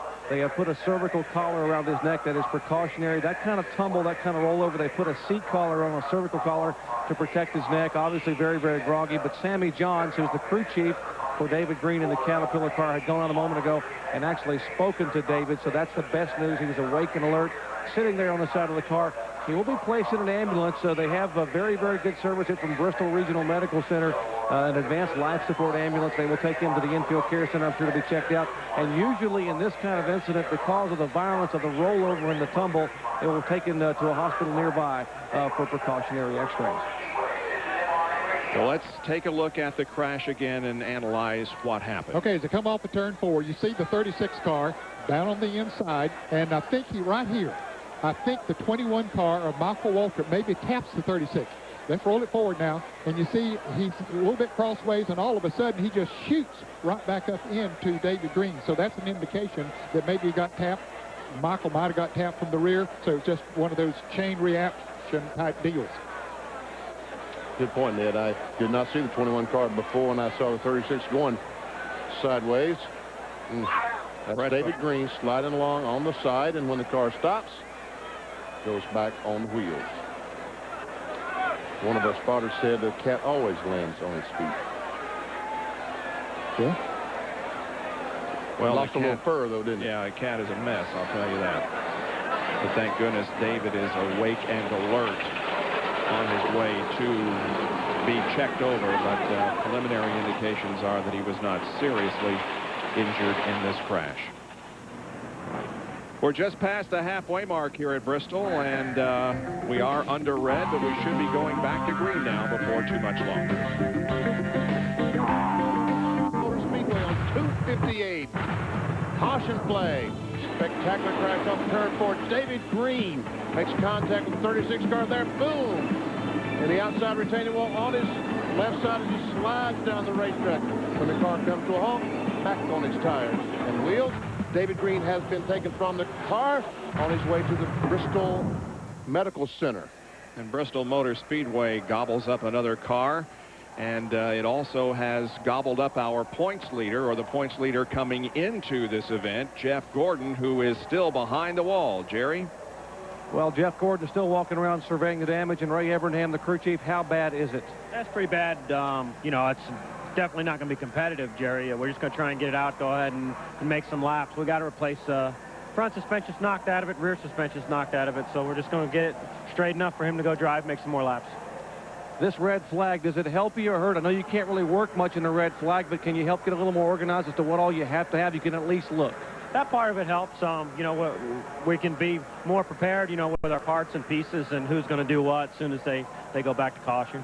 How disheartening is it? I mean, I know it's Bristol and you got to come here, and you like coming here, and you've won 3, but a tough one. Yeah, you know, it's disheartening, but you got to take the good with the bad. You know, I think I'm more disheartened that I just can't believe that people won't use their heads. You know, like that bothers me more than anything, because, you know, you can blame it on the racetrack, but it really ain't the racetrack. All right, Ray Evernham, he's had a tough week already because of a difficult week. In 2 days, he turns 40, and the crew's really been bothering him about getting to be the old man of the crew, and I'm sure right now he's feeling a whole lot older. So Jeff Gordon sits behind the wall, currently shown in the 34th position, and Dale Earnhardt, as we have documented, got some damage from that incident with David Green. John? Well, Dale Earnhardt is now backed up from the position where he was stopped, so he can come onto pit road immediately. And however, they had to clear this with the NASCAR officials, Larry McReynolds and Richard Childers talking over with the officials to see if it was okay for Dale to back up on the racetrack so he could come directly down pit road. Apparently, they've been given the okay for that. Earnhardt has positioned himself that way. However, he cannot move forward until the order is given to refire the engines and the red changes to a yellow flag condition. We still have a cleanup going on at the scene of David Green's crash. And so until that is completed, we will not be able to restart. There's first, second, and third right there. Actually, first, third, and second. Jarrett, the leader. Mark Martin second, and Rusty Wallace in third position. Well, tomorrow on ABC Sports at 2 o'clock Eastern, 11 o'clock Pacific, the Kickoff Classic, Wisconsin and Syracuse from East Rutherford, New Jersey. We'll get an early look at two Heisman hopefuls, Ron Dane of Wisconsin and Syracuse quarterback Donovan McNabb. That's at 2 o'clock Eastern time tomorrow on ABC Sports, the College Kickoff Classic, Wisconsin against Syracuse. 9 cars in all were involved in that crash that has taken several behind the wall. We'll take a break and be right back to Bristol Motor Speedway. Race still under red here at Bristol, the Goody's Headache Powder 500. NASCAR Online at www.nascar.com features the Speed Post, which taps into the live NASCAR timing and scoring and allows you to run an application that constantly tracks the running order of the race. Another feature, the Finish Line Speed Shot, shows you a display of the top 5 cars as they cross the finish line. All this on NASCAR Online, www.nascar.com. You know, I read the other day that NASCAR Online is one of the top 10 hits in the world. Is that right? Yeah. In the world. Well, our man of the race, the true value man of the race, Mark Martin, because of his win last weekend at Michigan, his 3rd win of the season, 12th top 5 finish in 21 races this year. True Value is donating $1,000 to Mark's favorite charity, which is the Motor Racing Outreach, the organization that provides spiritual support to drivers, crews, and families as they travel every week. Bill Weber. Okay, well, we're down here outside the Infield Care Center, and the ambulance with David Green has just left this area. They'll go counter race here and take David outside the track to an area hospital that Dr. Jerry Punch spoke about. I talked to David's wife, Diane. She said he's in pretty good shape, has a little right shoulder pain and a bump on his head. But other than that, he's in pretty good spirits. So a cat has 9 lives, and David's doing okay right now. They'll have a further update from the hospital a little later on. Let's go down pit road to Dr. Jerry Punch. Bill, in 1989, Rusty Wallace cut a tire up in turn 4 and somersaulted 6 times side to side and then tumbled twice end over end. When he came to rest, the roof in the upper part of the car had crushed down in on top of the driver, and we had trouble getting to Rusty and getting an airway so we could get him breathing again. Not so tonight. NASCAR learned from that incident. Let me show you. This is the A-pillar here on David Green's car. See this support right here? NASCAR had this support put in the cars about 3 or 4 years ago to keep the A-pillar from coming down in just such a rollover to crush in on the driver. The A-pillar was crunched, but this support right here stayed nice and strong. Likewise, the C-pillar, this one right here, is upright. It's been reinforced from behind. So look inside the cockpit where David was sitting. It is completely intact. The seat is intact. Yeah, the head brace is slightly bent, but this compartment here with the roll cage completely protected the driver. No more roof coming down to push the driver's head down and compromise the airway. And that's why David Green was able to be awake when the safety crew got there. Good report, Jerry. And so once again, here's the incident. How did that happen? Just like this. Watch this. I mean, in 1 second, he goes from a good, clean race car to a piece of junk. Boom, back on his wheels, and we're glad to report David Green is okay. Of course, NASCAR is constantly thinking about ways to make the sport more safe, and that is one way that they have made it safer in the past few years, because we will all remember when we come here at Bristol that crash that Jerry talked about and Rusty Wallace tumbling down the front straightaway. And tonight's crash involving David Green was somewhat similar to that. Yep, about ready to go back racing, Bob. Yep. We're just past the halfway mark, so we know you've had time to go to your refrigerator and help yourself to a buffet. Hey, fortunately, Benny for president? You're 2,000. Oh, boy. I'll vote. John Curtin. Well, Dale Earnhardt coming down pit road. Now, he was not given the okay by NASCAR to do this. Pit road is closed right now, we're being told, so he will be penalized and have to go to the tail end of the longest line. But he needs to come in. The crew going to work trying to cut away parts of the fender, the hood.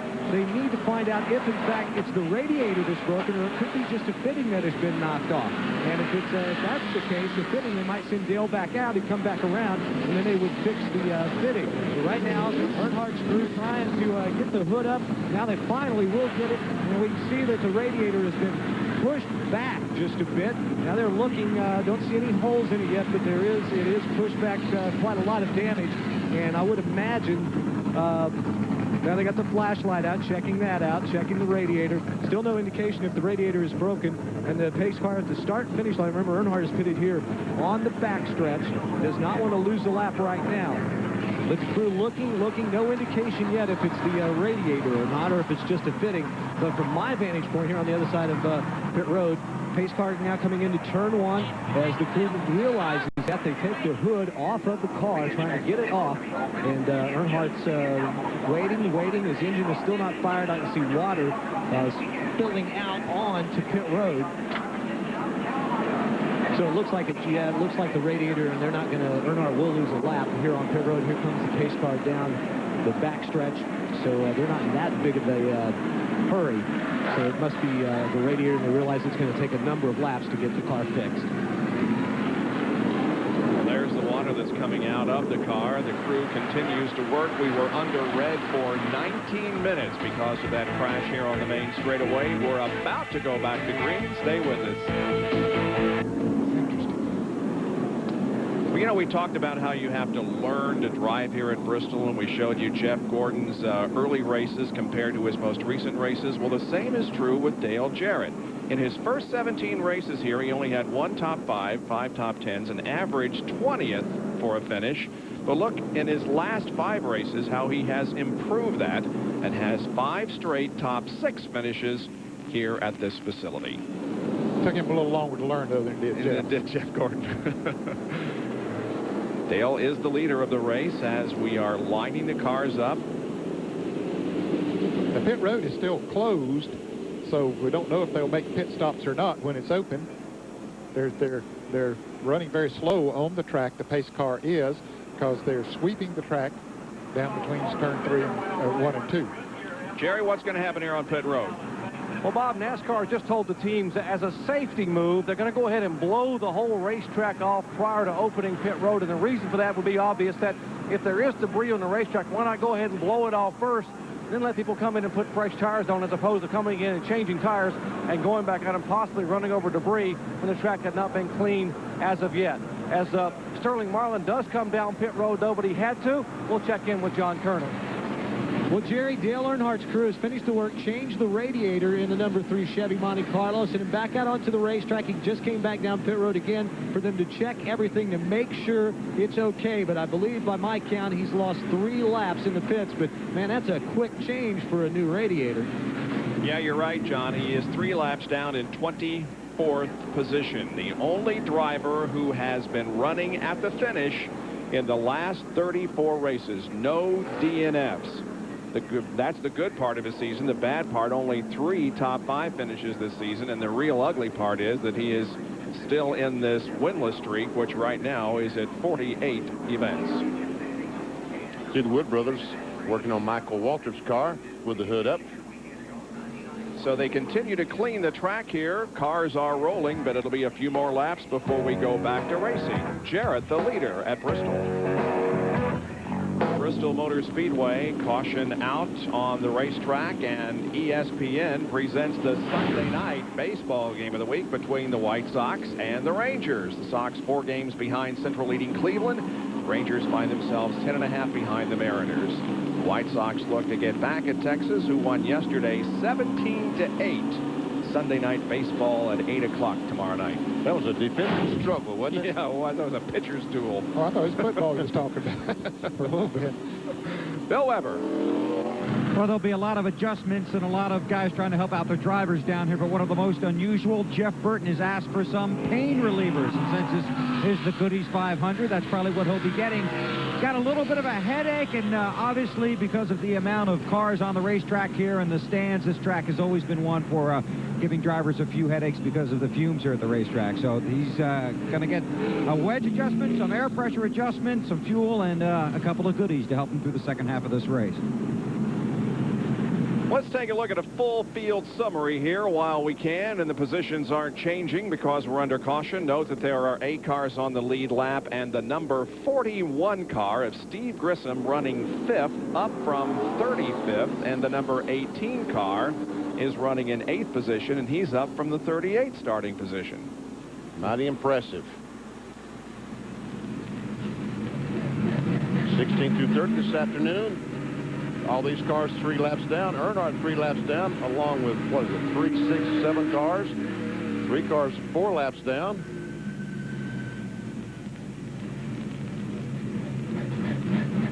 And now see the remainder of the field here.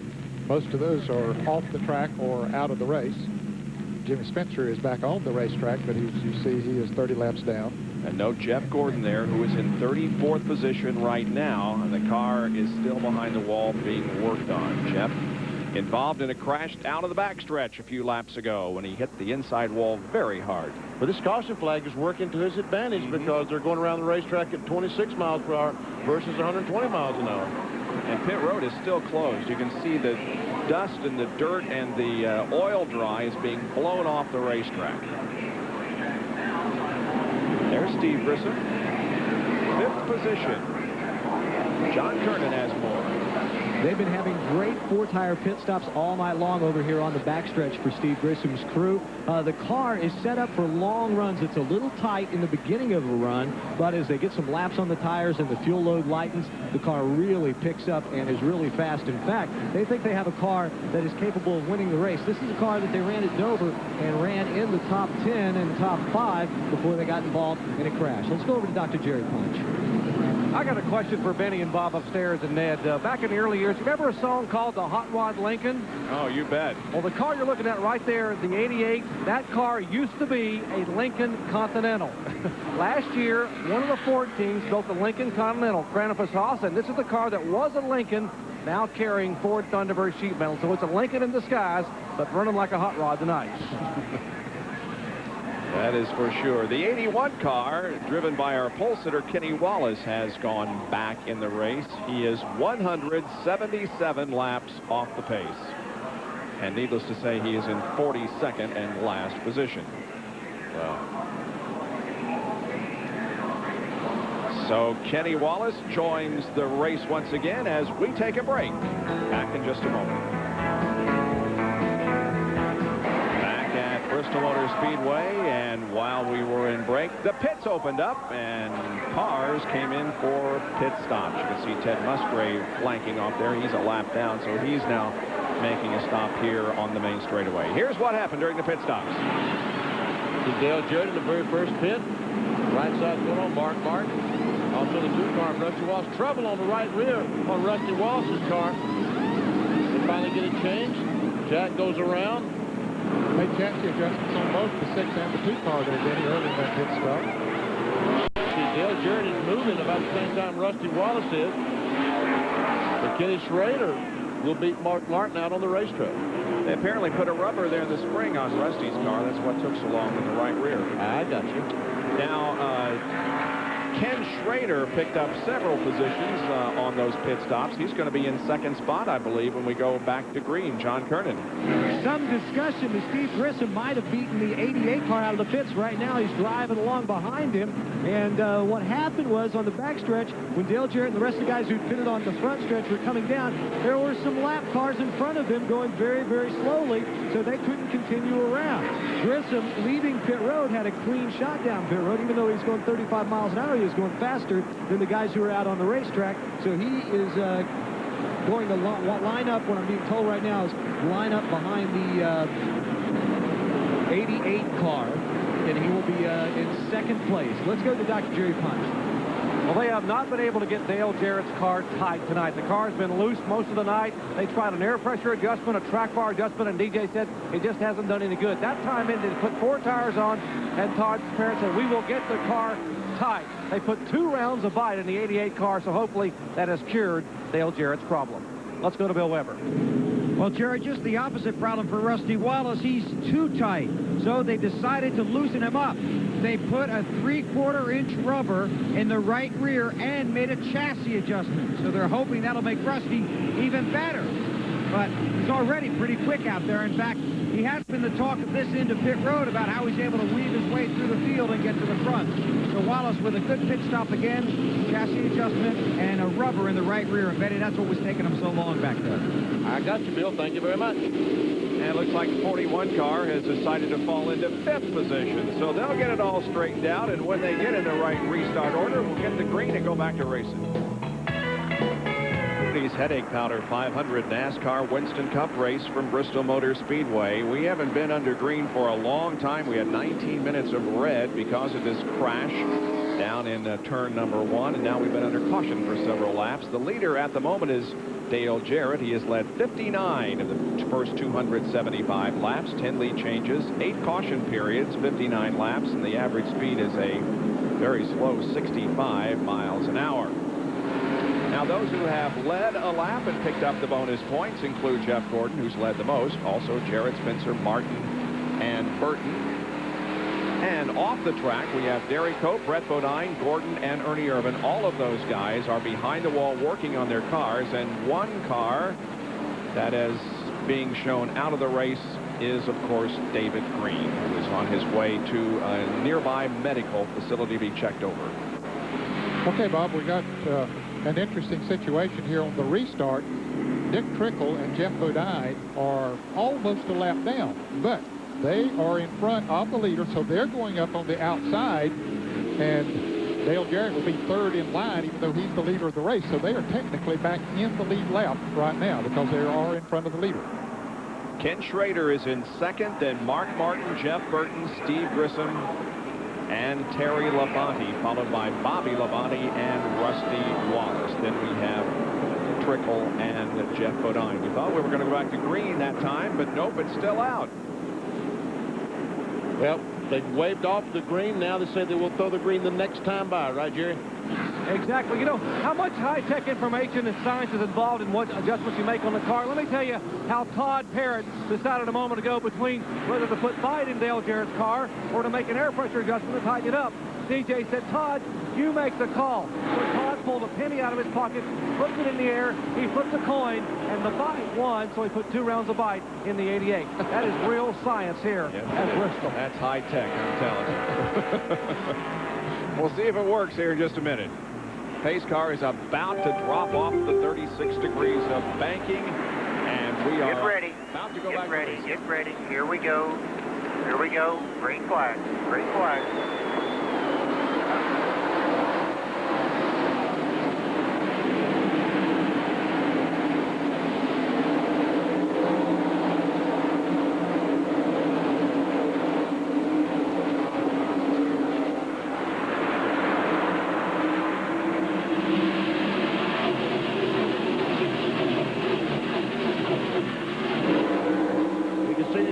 Jockey for position, trying to stay in front of 88. Dale Jarrett trying to stay on the lead lap.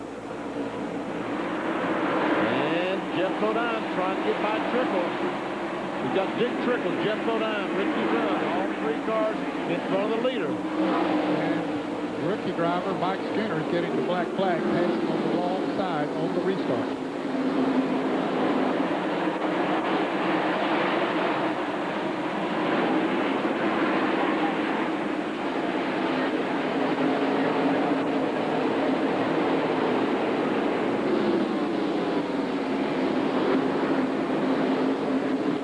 Ricky Rudd is being shown 2 laps down, and so apparently he's almost 3 laps down.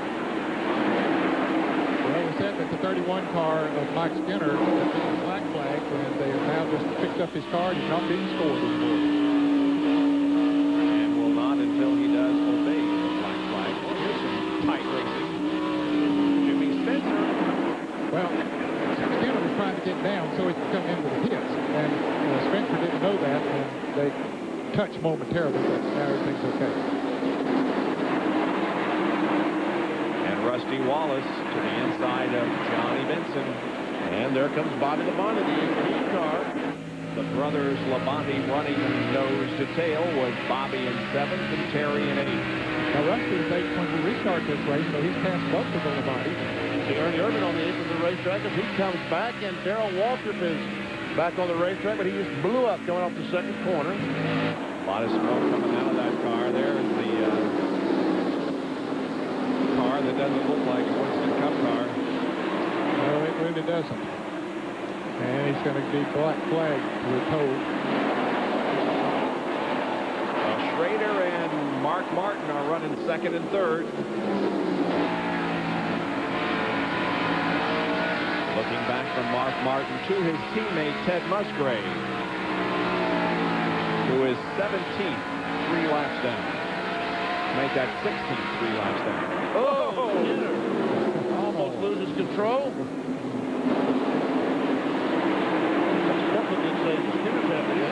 He said that thing sideways several times. Right behind Skinner is 4th and 5th. Burton and Grissom.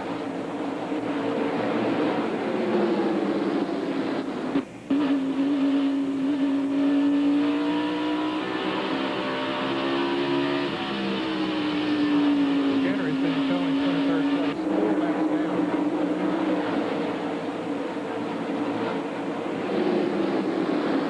Chad Little up there in the 97 car. Meanwhile, Dale Jarrett is pulling away from 2nd place, Ken Schrader. But Schrader's having an awful good run here. Here's an on-track AutoZone interval report. 5 laps, 283 to 287, and the interval grew from 0.4 of a second to a 1.5 seconds. Here is Bill Weber with a report on Jeff Bodine. Well, an interesting development down here in the pit. Pat Triton, who's Jeff Bodine's crew chief, or was at the start of this race, just told me he quit. He put down his radio on top of the toolbox and walked away. He said he was unhappy with the way the orders were being handed out in the Bodine camp. Being made. He said, you can put it on the air. I quit. So in the middle of this race, a big dispute in this team. Just about 10 days ago, they hired Tim Brewer as a consultant, a team manager role. Oh, Dale Jarrett gets into Jeff Bodine, and Bodine spins. And the caution is out. Cars stack up behind, and we have a couple that also spun. Rick Mast, I believe, did, and another car that is still sideways down off the banking. And the 31 car of Mike Skinner was sparking badly that time by, and we see another car is like Lake Speed or somebody. I believe it's Ed Barrier. Lake Speed is spun around in the corner down there. Here we go, going in turn 3, and Dale Jarrett goes in and just bumps the 7 a little bit, enough to around he goes. He nails the gas.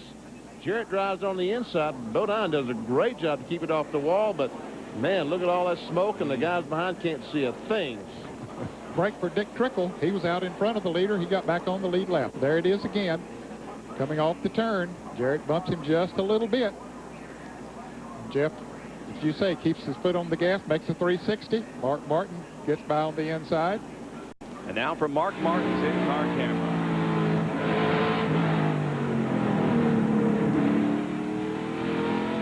And I saw the 31 car running the back of someone on that other, not that replay, but the one before. So, yes, Mike Skinner did knock the right front fender off on that. There we see the damage to the right front.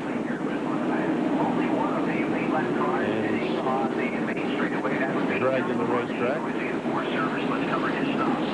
Terry Labonte's on pit road, Bill Weber. And they made some big chassis and air pressure adjustments just a few laps ago, but now Terry back in, getting 4 tires. They cleaned the windshield. They made another chassis adjustment, and he returns to the track. So Terry Labonte heads back out. And he drops a couple of positions, but will rejoin the race in 9th spot, the last car on the lead lap. Here comes Jeff Bodine down pit road. Also Jeremy Mayfield. Bill is there again. obviously going to need some tires. He's going to get 4 of them. We'll get a clean windshield and a drink. Don't need much fuel just to top it off because we had that lengthy caution just a few laps to go. Bodine has his right side tires. Now they come around, change the left sides, top it off with the fuel. So this team working very well despite certainly an unusual circumstance here in the middle of the Goody's 500. There comes Dick Trickle back on the lead lap, so he's going to come in and get some left side tires, it looks like. Came in the last time, changed right sides. This time, I was afraid he was going to get lapped, so he comes in this time, changed left side. He'll stay in the lead lap. John Kernan. And Bill Elliott's crew is finishing up a 4-tire change. Left side's going on. Adjustments on the car, but Bill Elliott is down and away after service. Bill Elliott's being shown 3 laps down. He made a green flag pit stop way back yonder. Then a caution came out not long after that, so that's one reason that he's that far down. He got lapped one time on the racetrack, but I think the other 2 laps that he lost was when he made a green flag pit stop, and the others were able to catch a caution. We're under our 9th caution flag of the evening. The 11 car of Brett Bodine has come from behind the wall to rejoin the race. We'll be back with more live coverage in just a moment. Is being given the signal, 1 more lap to go, and we'll be back to racing. Dale Jarrett is the leader with Ken Schrader running in 2nd position. Jeff Gordon remains behind the wall. They're still working hard on that car. Here's what happened on lap 245. Down in the corner, makes contact with Jeremy Mayfield, and boom, back in the inside retaining wall. And now Jeff Gordon drives back on the racetrack. He is being shown in 36th position, so he needs to make up some laps here, and at the moment he is 2nd in the points. Bill Weber.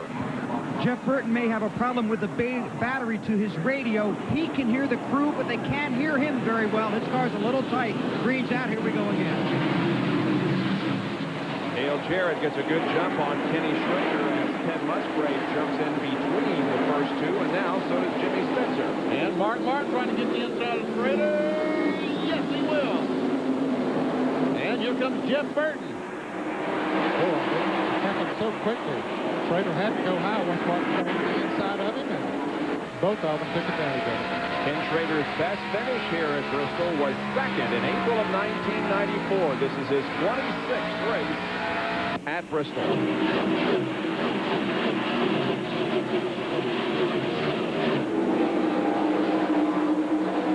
now Mark Martin is 2nd, and teammate Jeff Burton is 3rd.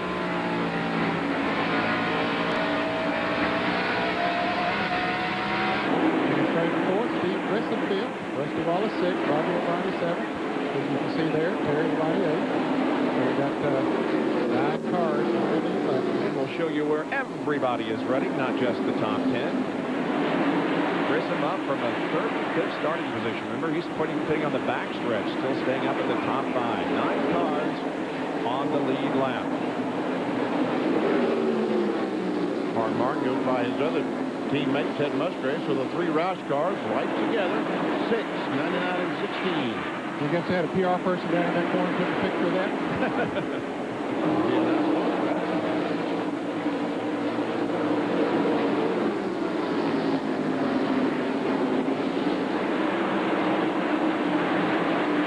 The 36 car of Jerry Colton Skittles Pontiac is back on the racetrack after repairs. Lots of repairs. Yeah. Just 2 cars being shown out of the race. David Green, of course, and Darrell Waltrip. There's Jeff Gordon. He's 57 laps down. Randy Erkman went back out there, but now he's back in the pits. But Jeff Gordon, in just a few laps, is going to pick up 1 more spot because he's going to pass David Green, whose car is out of the race. That'll be 3 points. Yep. There is Jarrett continuing to lead here. So far, he has led 93 laps. Jeff Gordon has led 188. Steve Grissom running in 5th spot. And there's Rusty Wallace, the 6th place car. Steve Grissom had his career best finish at New Hampshire earlier this year. He finished 4th. He finished 36 second in the spring race here at Bristol and was not in last year's race here at night. In the 99 and the 18 that time, very fast. And Rusty Wallace also got a good lap. Trickle.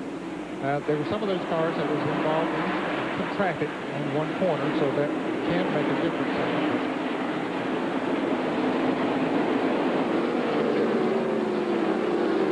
Ran over 116 and the 41, 112 and a half.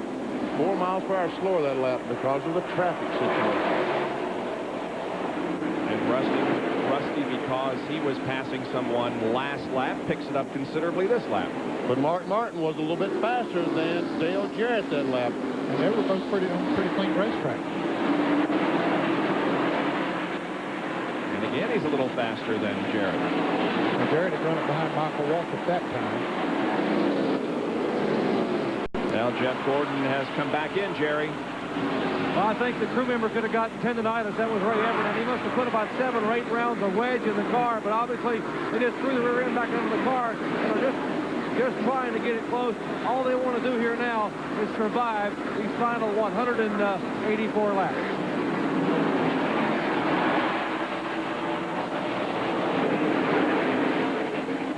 The interval between Martin and Jarrett is closing. Well, it opened up a little bit on the last lap. Martin got involved in some traffic. We'll see what it is here at the line. About 1.5 seconds last time. Just a little less than that this time.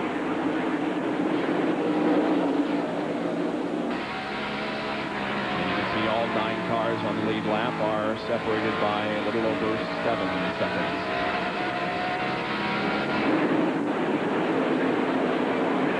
A little bit, isn't he, every lap? Yes, he is. He sure is.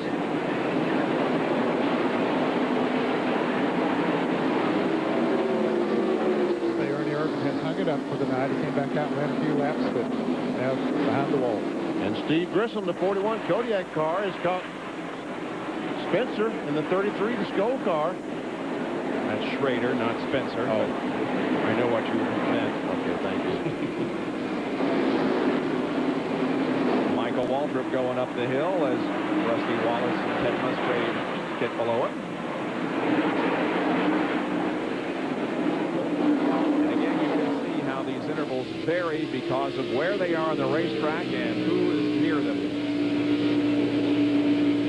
Martin has knocked a couple of tenths of a second off the interval here in the last 5 laps or so.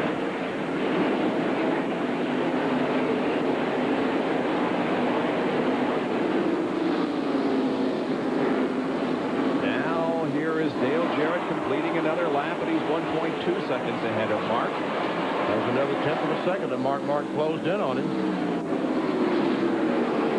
Jeff Burton is coming with Mark Martin, so both those cars are gaining. Yep, they're right together. That time they're probably losing some time because Fiddle lost a 1/10 of a second passing that slower car.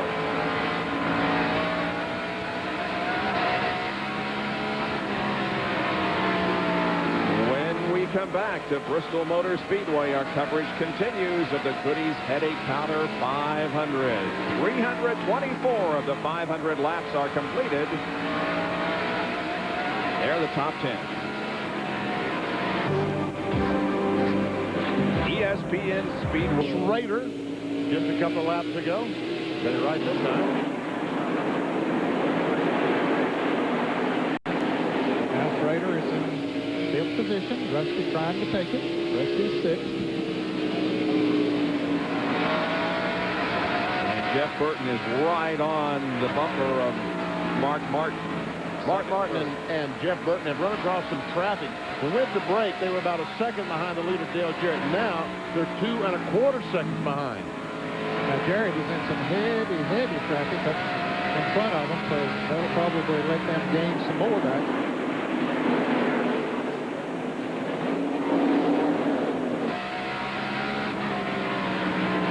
The interval for you again.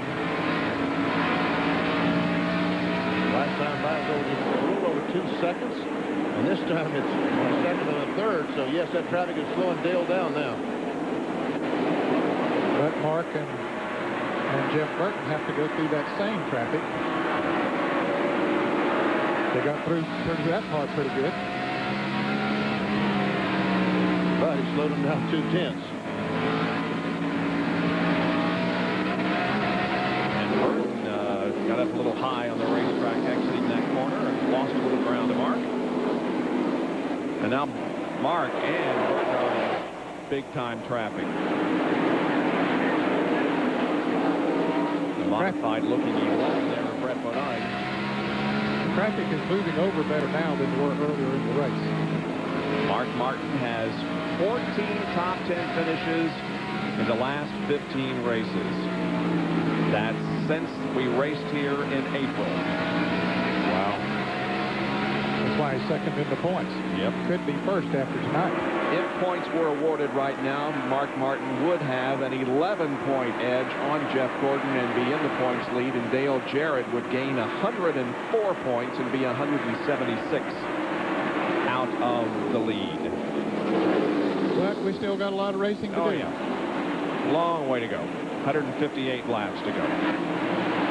Just what Bob was talking about just a moment ago. Points, if they were awarded now for the finishing position, Mark Martin would be 11 ahead of Jeff Gordon. Jarrett would just be 176 back. Terry Labonte would gain 70, and Jeff Burton would gain 94, and Ricky Rudd would move back into the top 10. He dropped out of the top 10 last week at Michigan, but would move back into the top 10 if points were awarded now. And I think that's the first time Ricky Rudd has been out of the top 10 since sometime back in 1995. Yep, that's right. 55 Since October of 95, as a matter of fact, 55 races in. Wow. And there's one of the fastest cars on the racetrack right now, Steve Grissom. He's a little over 4 seconds behind the leader. Steve was 25th at Michigan last week. This is one of his best races in a long time. We've been doing intervals. Now we'll check speed. That's the line. Steve Grissom had a good clean lap that time. We'll see. Did he run 112? Ran 113. Yeah, he's faster than the leader. The fastest of anybody on the lead lap.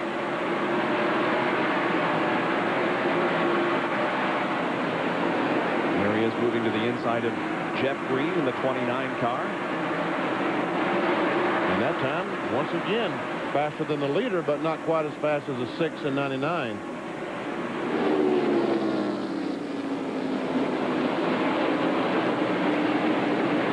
27th in the points coming into this race was Steve Grissom. At this time last year, he was 39th in the points, so he's having a much better year in 1997 point-wise than in 1996. There's the leader, Dale Jarrett, with 150 laps to go here at the Goody's Headache Powder 500. We'll be right back. Copter cam has found a fire burning, and most people would think of warmth when they see the fire burning at this time of night. Benny is thinking about the hot dogs and the marshmallows that will probably be roasted in a few minutes. Now let's see where that is in comparison to the racetrack. They don't have a very good seat, I'll tell you that. Unless they're watching us. Yeah, maybe they are. Well, there we go. There's a racetrack. Wow. Well, we got more racing coming up for you on the Deuce tomorrow morning. 7:45, it's the Grand Prix of Belgium from Spa, Francorchamps. And Jacques Villeneuve has the pole for tomorrow's race. Live coverage at 7:45 Eastern Time tomorrow morning over on the Deuce. Hey, guys, don't look now, but Mark Martin is coming. Dale Jarrett got behind John Andretti and can't get by him, and Mark Martin is coming quickly. Rusty Wallace goes in the corner, watches his head, leans over. And now he gets on the straightaway. His head comes back up straight. He goes in the corner. He'll lean that head again. And you do that 1,000 times in this race, huh? Yeah, 1,000 times. And there's what I was talking about just a moment ago. It's less than a half second now, the interval between first and second, and look how the interval closed up with another AutoZone on-track interval report. And we can see that Jarrett had a good lap at the 17th flat. But look at Mark Martin, 3-0-1 and a 1. Very, very fast. And Michael Waltrip is in the wall. He missed the wall. I think he went in there high to let the leader go by, and he got a little higher maybe than he meant to. There he goes high again so that Mark Martin can go by. And Steve Grissom is now down to 3 seconds behind the leader. Steve's running in 4th place.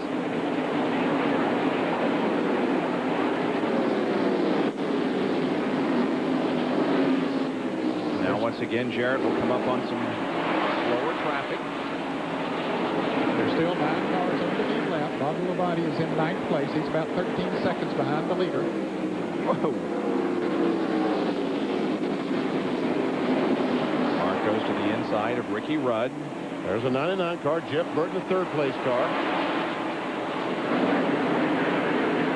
Steve Grissom, 2 3/4 seconds behind. Folks, he's getting closer and closer. There he comes. The white number 41. Just a great run for this Alabama driver.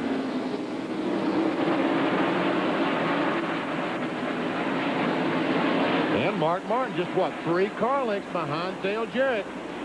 Got through all that traffic nicely and now has no cars between himself and Dale Jarrett. But they're coming up on, both of them coming up on some more lap traffic. Jarrett has 11 NASCAR Winston Cup career wins. All of them have come on super speedways, never a win on a short track. Mark Martin has 21 career wins. Go to the inside of Lake Speed, who's up in 27th position. 8 laps down now. Lake Speed is. 132, 131 laps to go. We'll have to make another. Now, which way do you go here? Okay, follow Chad Little in the green car. 78 car. Bradbury. He's probably helping Steve Grissom as they get into the traffic here. Right now, Steve Grissom 2.5 seconds behind the leaders. They dispose of Chad Little. Dale Jarrett does. Now Mark does. 2.5 seconds behind Steve Grissom is.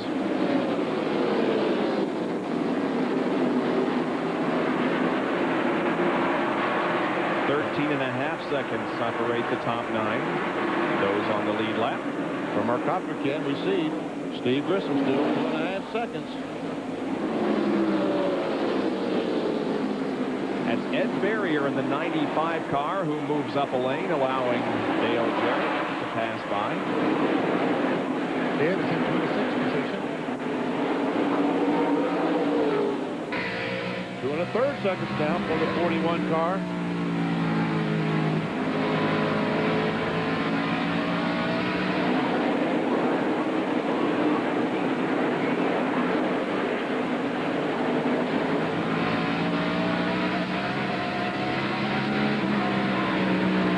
This thing is far from over. 120-some laps to go as Dale Jarrett continues to set the pace at Bristol. Cam hovering high overhead of Bristol Motor Speedway, giving us the shots of the traffic still out there after 382 laps complete. Talking about traffic, the leaders are in some heavy traffic, Bob. That's Mike Skinner just ahead of the leader, Dale Jarrett. Looking back from Mike's onboard camera.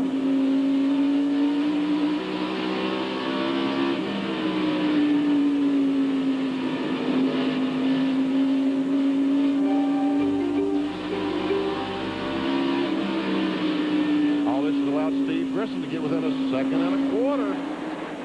Yep, Jeff Burton has caught right up to Mark Martin. Catching up too. Here's an AutoZone on-track interval report. Laps 379 to 383, and Steve Grissom cut the interval from 2.4 to 1.8. Going to get hurt a little bit here now. He's behind 2 cars running side by side. And you watch here on the upper left there, you can see it's still 1.84 seconds separating first and fourth.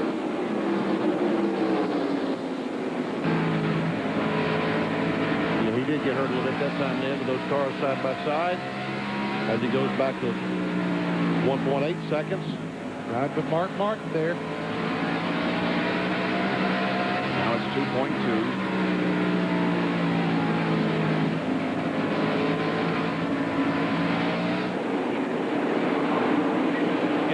We talked in the very opening of the show, Ned. I think you were the person that mentioned the word patience.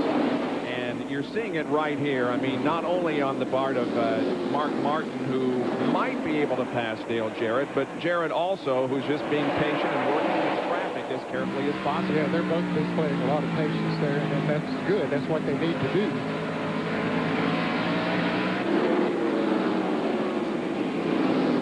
Now look at Jeff Burton. Yeah, when there's this traffic, he caught right up to him. So Mark looks up in his mirror and sees his teammate. And that white car right back there, that's Steve Grissom. He said, you guys stay in that traffic. I'm coming on. Dale Jarrett having a little trouble getting around Mike Skinner. There's Grissom. And that time, less than a second. And he's got clear track up there to him. And the leader's being held up by that traffic.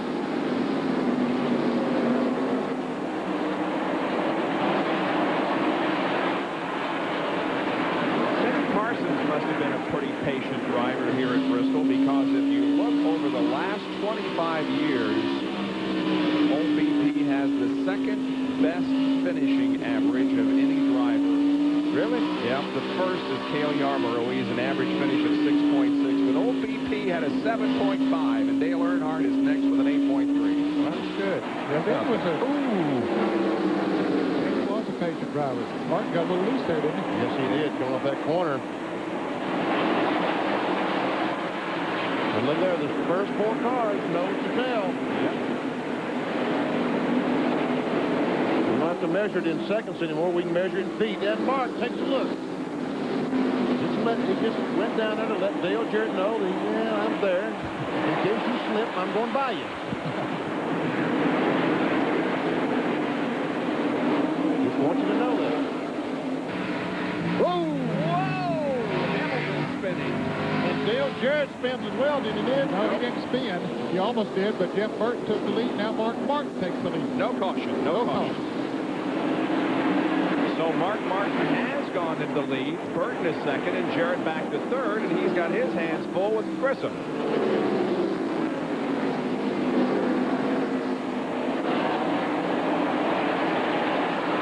Let's take a look and see what happens. You come off the corner.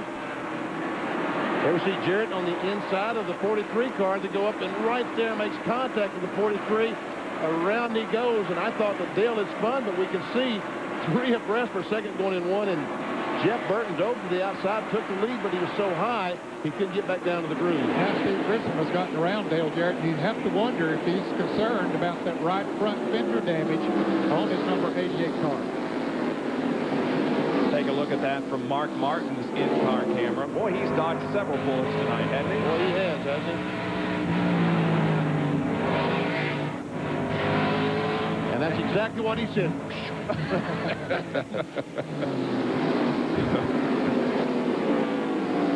So Steve Grissom now is in third with Jarrett back to fourth. And we have 100 laps to go. That's about, well, it's less than a half hour of racing. So we're getting down to it here. 4 cars running nose to tail. The Goody's Headache Powder 500. Where do the best drivers go to get a head start? Morning, Jeremy. Morning, Jeff. Kmart, because our car care department stocks only the most performance-driven batteries around, like the new Excite NASCAR Select, the battery Jeremy Mayfield and Jeff Burton use in their race cars, the same one Mark Martin and 21 other teams put in their cars. So if you want the official battery of NASCAR in your car, you better get into your nearest Kmart. Chances are there's one just around the corner. NASCAR Performance, Kmart low prices. I thought you were starting to go gray. I was, but I never did. So what happened, a miracle? You can't tell? Tell what? I use Just for Men. That's hair color? Even your barber can't tell you use the hair coloring called Just for Men. Just for Men has a unique shampoo-in formula that blends away gray. Apply, then rinse in just 5 easy minutes. And it matches your gray to your natural color. I never would have guessed. Just for men. So natural, even your barber can't tell.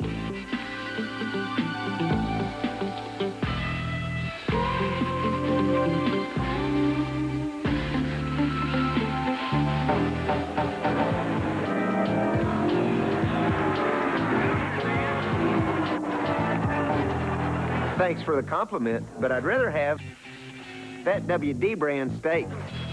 It's great no matter how you cook it.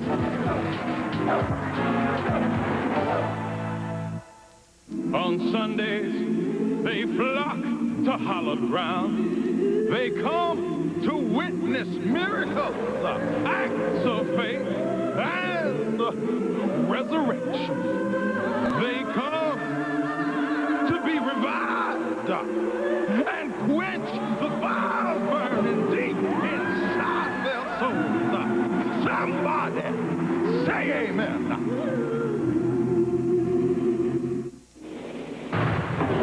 It's been an interesting night for Mark Martin. His onboard camera has caught him in several situations, and he just has barely gotten through. There's the Jeff Gordon crash that he was able to get by. Another spin up ahead that he drives through a lot of smoke and comes through unscathed. And now this most recent one that sent Bobby Hamilton spinning down the backstretch. All of this at Bristol Motor Speedway, where the caution is out once again. It just came out. It's our 10th of the evening, and it's because the 78 car of Gary Bradbury is up against the wall. Turn number 4. Jerry Punch had just reported to us during the break that Jarrett was thinking about coming in pretty soon. Now we have the opportunity to, Jerry. Exactly, Bob. Huge break for Dale Jarrett. They were concerned about the toe in the front of the car number 88, as well as possibly a fender rubbing on the right front. They were going to bring him in at about lap 410, which will be 1 lap from now, but now the caution comes out, and he will be able to make the pit stop, and they can take their time taking a look at the front of his car number 88. Meanwhile, everyone else will come on pit road for what should be their final pit stop at 35 miles an hour. Pits are open as we check in Bill Weber in the 99 pit. Jeff Burton could have gone to lap 450. He doesn't have to wait that long now. This should be his final stop. 4 tires and fuel, and they will make a track bar adjustment that they've been talking about for many, many laps. Right side tires going on. They make the track bar adjustment, come around to the left side as you look at the 699 and the 88, not the Punch. Likewise, chassis adjustment. They're trying to tighten up the car number 6 and the 88. They made an air pressure change to make Dale Jarrett's car a little bit tighter. The 99 is down. The 6 is down. The 88 are down. As they rush back to turn 1, let's check in with John Kernan. Steve Grissom is in. They're putting the left side tires on the car. No changes. Remember, his car is a little tight at the beginning of the run, so they need the final 90 laps of this race to be run under the green, and then they think they're going to be in pretty good shape, because as you saw just a little while ago, after they get some laps on the car and the fuel load lightens and the air pressure builds up in the tires, that car is like a rocket ship. There is the 88 car of Dale Jarrett, who beat Mark Martin out of the pits, we believe, and so will be at the front of the field, although the 6 is ahead of Jarrett at the moment. But it did look like they beat him out of the pits. We'll show that here. Here they are, in the pits. Here white line. This is the white line that they've got to get to. You see the 88 car moving. You see the 6 car moving, and man, is it close. Very close. But I think Dale Jarrett did beat him by about a foot. And evidently someone saw a replay. So Jarrett moves to the front as the 10th caution waves over Bristol Motor Speedway. We'll be right back. Front of the 88 of Dale Jarrett. Now, we told you about the 7 car of Jeff Bodine. He is currently running in 10th position, a lap down. Let's get more on this situation regarding Pat Trison with Bill. And I'm back here in the garage area with Pat Trison, and obviously an emotional night for you, but you've decided at this point the team isn't the place for you. Yeah, I guess it's really been building up over the last couple of weeks with the restructuring of the owners. What they did, they brought Tim in, and, you know, Tim's the crew chief general manager, and it was just creating confusion on our radio with 2-3 people trying to talk at once. I was told that he wanted to talk to the driver and So basically, I guess that meant that I wasn't supposed to, and I was the crew chief. I felt like it was my job to talk to the driver, and I just felt like, well, this isn't going to work, so there's no sense going on. I'll let him take over and let him do it. I'll just go find me somewhere where they appreciate me and would like me to be a part of it. Obviously, a difficult decision when you came over here to take this crew chief job, a good opportunity for you at the time, and you've been through this battle to help Jeff through these difficult times. I felt like I've done a real good job. I'm not sure it's really been appreciated. We had fast cars everywhere. We had a lot of motor problems, so not everybody knew how good our cars were everywhere, but I don't have any bad feelings toward Jeff Bodine. He's a great guy and a great driver, and I thank him for everything he's done for me, and maybe someday we can work together again. Good luck to you. Thank you. That's Pat Trice, and he's got a real good resume, and we're back to racing.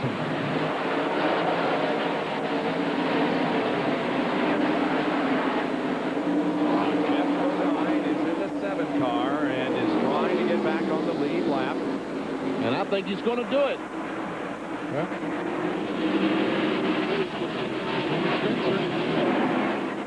Got by Mark Martin. And here comes Dale Jarrett. Whoa.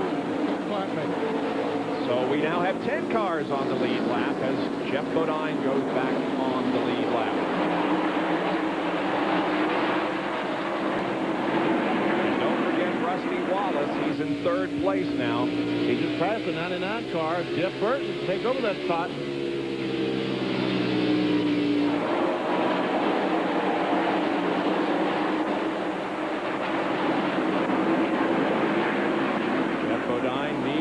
Caution here, and he can go all the way around the racetrack.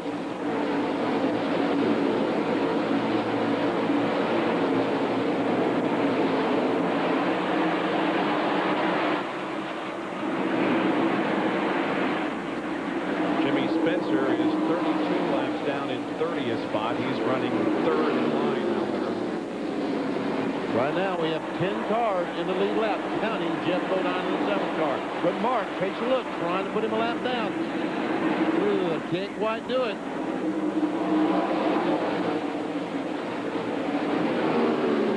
As Ned says at the very top of the show, passing at this racetrack is difficult.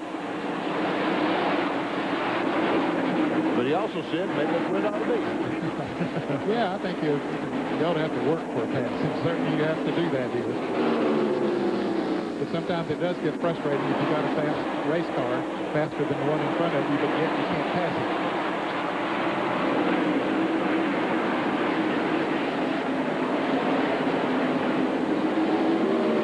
Oh, Krivy crash down in turn 1. Wow, hard hit by the 31 car, and easy, guys, easy. Bodine gets his lap back. A lot of debris down in this corner. Good thing those brakes work good. Wally Dallenbach is the other car involved in this. Look at all that debris there to puncture these tires. There is debris all over the racetrack. So now 10 cars back in the lead lap because this fella, Jeff Bodine, did it. And he's been a fast race car. Been one of the fastest all evening. Now we'll see what he can do. But now Wally Dallenbach begins to move away, but Mike Skinner is still at the bottom of the racetrack in turn number 1, and this brings out yet another caution on Bristol Motor Speedway. Crash here at Bristol down in turn 1. Mike Skinner's car was heavily damaged before the crash, and now it is really damaged. Now he was carried from the car to the ambulance. He appeared to be in some pain.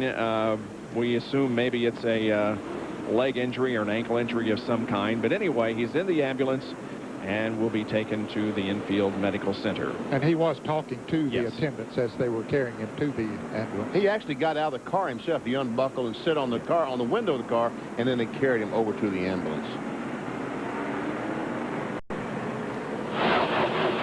This is what happened. It came on lap 424, and it was down in turn number 1. Oh, some contact. Wow. Boy, he hit hard, didn't he? Several times.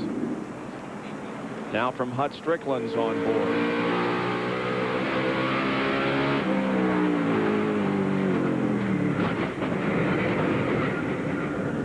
So So Dallenbach slid into Hutt, huh? It looked. Yep, sure did. And look at all the debris down in the racetrack. Tremendous amount of debris. Yeah, Dallenbach was trying to get slowed and just spun sideways and hit the Hutt Strickland car. Now, why caused Mike Skinner to go? It's almost like a rear tire went flat as they came off that corner. So under caution once again. This is the 11th time tonight that the caution is waived with 428 laps completed. Bam! Just incredible contact. You know, Earnhardt hit him as he went by. Did he? I do believe Earnhardt. Watch and listen.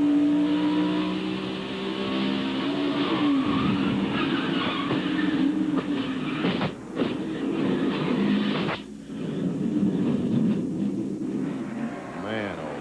It's been a tough night for rookies. Mike Skinner is now out of the race. Robbie Gordon did not start, didn't qualify for the event.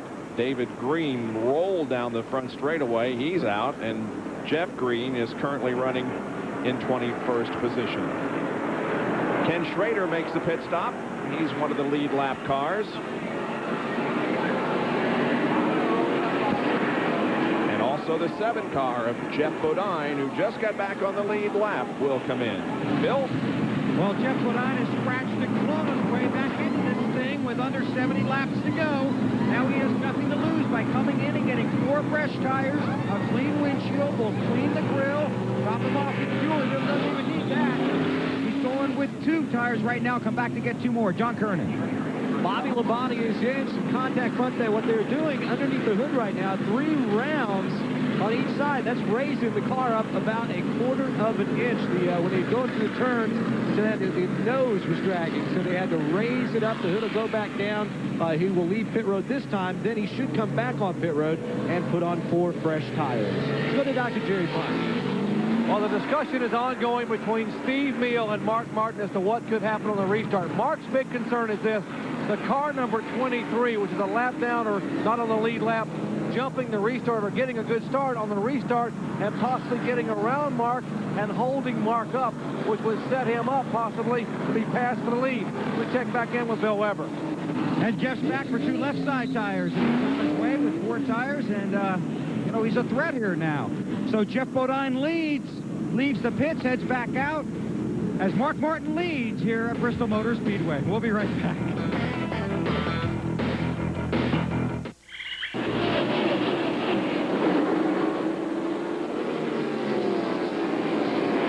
Gentleman Jimmy Spencer won the Busch Series race last night here at Bristol and has a gentlemanly gesture here this evening. The gentleman term was what Jerry Punch labeled him with last night.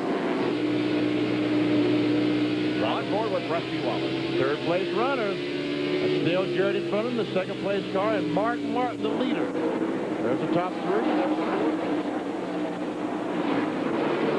And that's Jeff Burton.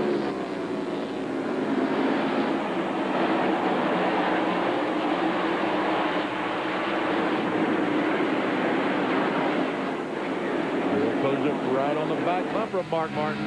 Mark Martin getting off the turn 2 over there very well, didn't he? JJ car coming off that turn.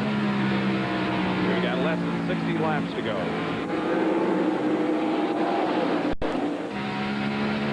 That might be the game motion. Mr. Wallace sitting right there in 3rd, watching that battle up front.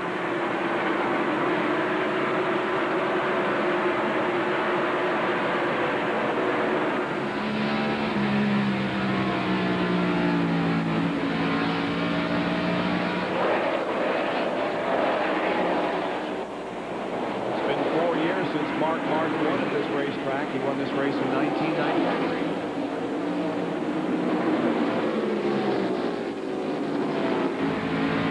There's Michael Waltrip, who went up the racetrack and gave Mark and Dale room. Michael in 27th position. It's 11 o'clock Eastern Time, and for those of you who tuned in for SportsCenter, stay with us because SportsCenter will be coming up at the conclusion of our race, and we have less than 60 laps to go. 56 as a matter of fact. And Bill is with Mike Skinner. Mike, out of the infield care center, are you okay? Yeah, I'm all right. I banged my knee on the steering column real hard and hit my head on the bar, but my head's all right. My knee's a little bit sore, but, you know, I hate it for Lowe's. We had a good run, pretty good run going. We got motioned by on the left side by some cars that was a lot further down than we were. We were only a lap down, and we took advantage of it, and NASCAR penalized us for it. It's kind of a rough deal, but the car was running pretty good, and I guess someone tagged us from behind there. You know, I'm sure it was accidental. It just, one of them racing deals. Racing's pretty tight here at Bristol. I love this place. I can't wait to come back. Okay, and he'll be back next time, and he'll be back next week at Darlington. Boy, after being through what he went through, and he says he can't wait to get back here. Maybe he hasn't seen the tape yet. Yeah, it was pretty bad, Mike, believe me. And Rusty Wallace closes up on the back bumper of Dale Jarrett. Right now, Mark Martin putting a few car lengths on that second-place car. Rusty tries to get on alongside as he goes by the floor car bit barrier. Now they all three have a little bit of open running room there before they get to more lap traffic.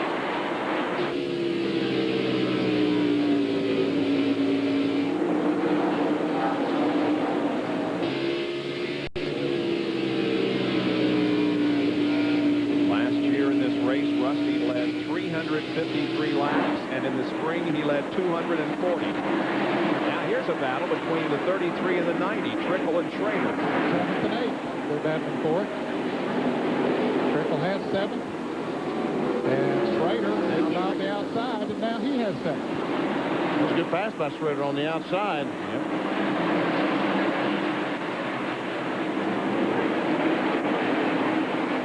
Remember, Schrader came in and took on some tires, I believe, during that caution period. Ooh, Spencer dives in the corner. Spencer's got a very fast race car. Just had some problems, many laps down. Remember, Jeff Bodine got back on the lead lap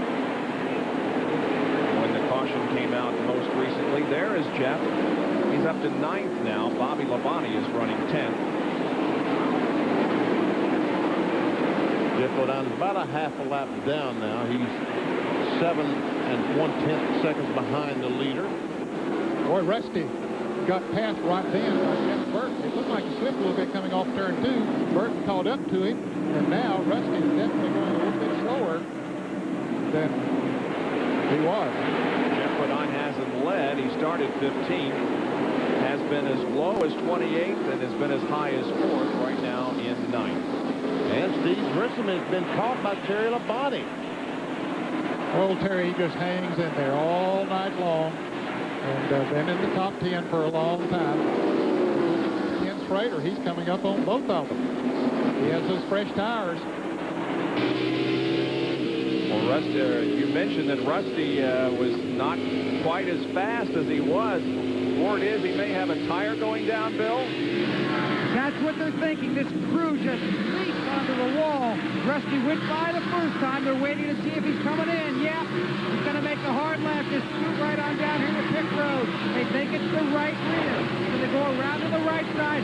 This is heartbreaking for this team. They've had so much bad luck this season. Here, one of his favorite tracks is a chance to win. He's already fallen off the lead lap. Two right sides, Rusty's back out. And coach just to rip your heart out. Boy, that is a tough break. In the last 10 Bristol races, Rusty leads in the categories of most points scored, most wins, most top 10s, most laps led, and he has the best average finish of 5.2, but now goes a lap down. And Rusty coming back in the pit. Yep. Apparently it must have been a left side tire instead of the right. Bill? Yep, now they're going to do the left side, so... Well, like I said, no luck at all. They thought it was the right side. They told them right rear. So now they got left sides on. Rusty's got 4 tires, and doesn't make a whole lot of difference. He'll be on the track, but he won't be in the race. Well, when it rains, it pours. So now Rusty Wallace is 2 laps down. Reminder, coming up next is Sports Center here on ESPN as the guys catch you up on everything that's going on in the world of sports right after the conclusion of this race. We'll have reports on the Yankees-Mariners, the college football opener, and the World Series of Golf. All that coming up next on SportsCenter. For the lead, Dale Jarrett gets the lead. The caution is out. There was a report of oil on the racetrack. Wow, there were some cars slipping and sliding. Jeff Burton almost spun out about 3 or 4 laps ago coming off of turn 2. He was gaining on the leaders. Kerry Labonte did the same as well.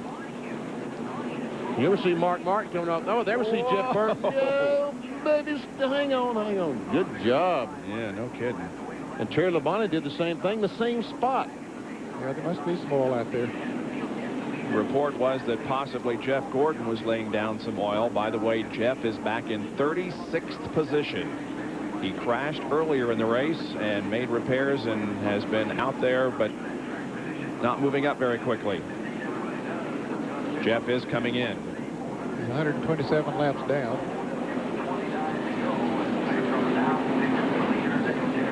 We have an interesting situation here because Jeff Gordon led 188 laps, and Dale Jarrett, with the lap that he just led, has led 180. So Jarrett only needs 9 more laps, and he will take home the 5 bonus points for leading the most laps here this evening. Well, he's probably going to get 3 or 4 of those here at least under the caution. Yeah. Depends on how long it takes him to oil the track down and clean it up. Terry Labonte coming into the pits along with Dick Trickle. 2 drivers on the lead lap, shown in 5th and 6th. They come in for a pit stop.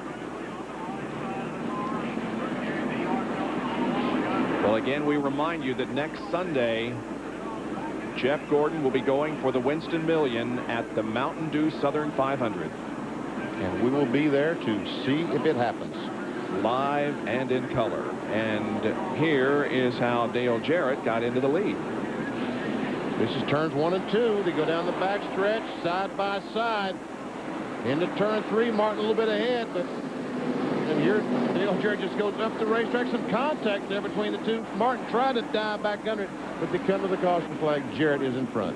Elliott was a little bit sideways there in front of those 2. So they put down some oil dry on the racetrack and get up that moisture. And Steve Grissom came in on the backstretch and put on 4 tires, so he's going to be in good shape for this restart. There'll probably be about 20-some laps to go when we get the restart. There are 27 to go right now. Well, our coverage at Darlington begins Friday at 3 o'clock Eastern Time on the Deuce. That's qualifying. Then Saturday, the Duraloop 200 Busch Series race at 5 here on ESPN. The Deuce has the happy hour at 9 o'clock in the evening. And then Sunday, NASCAR Today is at 12:30 over on ESPN2, and our live coverage of the Mountain Dew Southern 500 and Jeff Gordon's quest for the Winston Million begins at 1 o'clock. We'll take another break here and be back in just a moment with more of the Goody's Headache Powder 500. Magnificent Palace of Speed they call Bristol Motor Speedway, and the overhead shot is courtesy of the Pennzoil Copter Cam. You can see that the field is running at reduced speed. They're running at about 36, 37 miles an hour, getting set to go back to green. And there's only 124,925 people here because I've seen 75 people leave. I can't believe it, but I saw 75 people leave. John Kernan? Steve Grissom was running in the 4th spot, came in pitted for 4 tires. He's dropped back to 7. Crew Chief Charlie Presley tells me, I think that's our best shot at victory. Remember, his car was a little tight on the first part of a run, so what they did was they added air pressure to the tires, so it won't take as many laps for his tires to come in. They think they got a good shot at winning this race. Let's go to Bill Weber. Left rear tire that they just took off of Rusty Wallace's Miller Lite Ford. Plenty of air in it. It's not flat, but look here. These are the lug nut holes. They're out of ground. This tire was vibrating severely.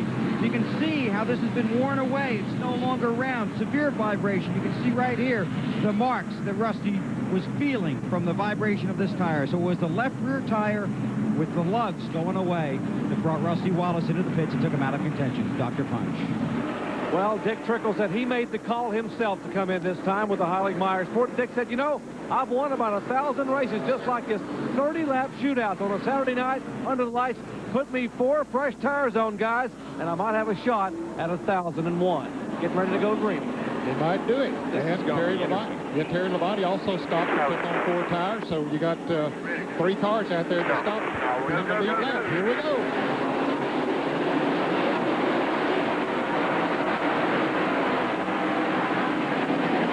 Rusty has new tires too, but Jarrett didn't let him go. He's now 2 laps down. He was 3. Dale Jarrett with 10 bonus points. He'll get 5 extra for leading the most laps. That lap clinched it.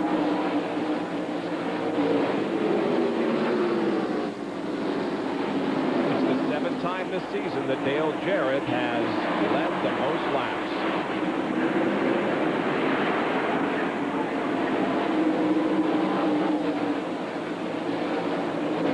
Ward Burton trying to pass Mark Martin. Ward is 17th, 4 laps down. Martin don't need that.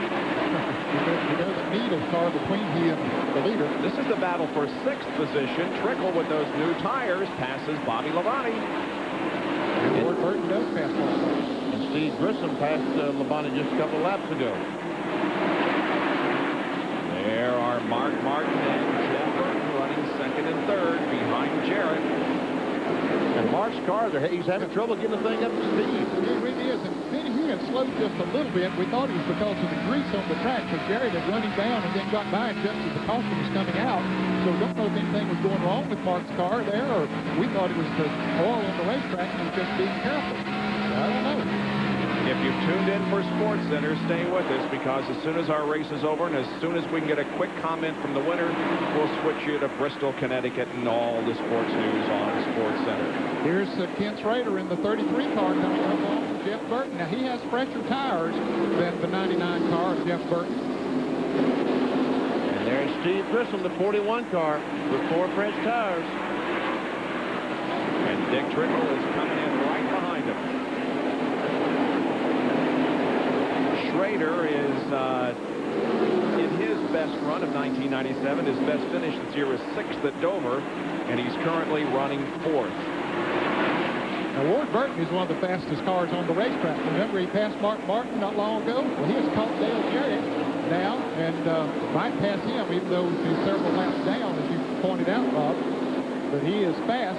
I think 41 car right now is the fastest car on the racetrack, but he's never going to get to show it because he just can't get through the traffic. And the 22 car of Ward Burton does go around Jarrett. Just one of his laps back. And Jarrett just has 12 laps to go. And look at this. Whoa, contact between Schrader and Burton. Back to 3rd place.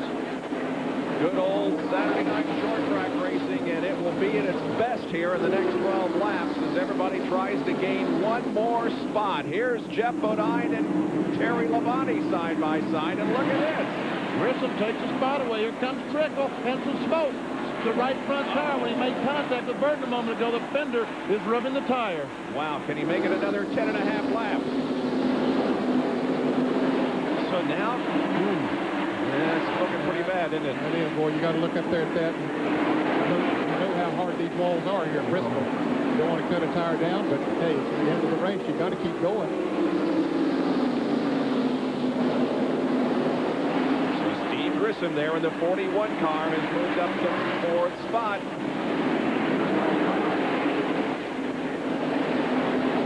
And Labonte and Bodine are still going at it for 8th position.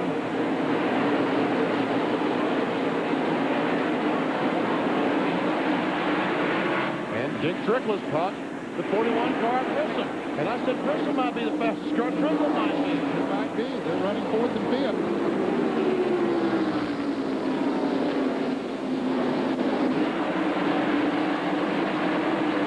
And Trickle goes by, moves into the 4th spot. Wow. Well, talked about that Saturday night shootout. He knows how to do them. He's on his best run of 97. Dick Trickle, his best finish was 11th at Bristol earlier this year. And Terry Labonte has just passed Jeff Bodine and gone into 8th. Meanwhile, no problems for Dale Jarrett as his lead is a 2.5 over Mark Martin. And in terms of interval on the track, there it is. Mark closed in a little bit about 5 laps weeks ago, Bob, but got in some traffic, and Jarrett was able to open it up again. That last lap, Mark Martin was much faster than Dale Jarrett, but there's just too much ground to make up. There we see. Mark Martin knows that he's going to go away with the point lead here tonight. He doesn't want to take any chances. He'd like to win this race, but one thing he wants to do, and that's to finish in second place, if not first. Unofficially, the interval between first and second, Mark Martin and Jeff Gordon, points-wise, would be 13 as they go to Darlington. And Terry Labonte just passed Bobby Labonte to go into 7th, and here's Trickle and Jeff Burton now. Trickle tries to go into 3rd spot. He may have it here down to the corner. Yep. Boy, Trickle is just flying. Trickle into 3rd spot. Good run for Dick Trickle. Junior Don Levy must be beside himself. White flag. One more lap to go. The white flag is showing. Mark Martin is closing in. He's reduced the interval to 0.8 of a second, but it may not be enough. Here's the final lap as Dale Jarrett is in corner number 4. Off the corner.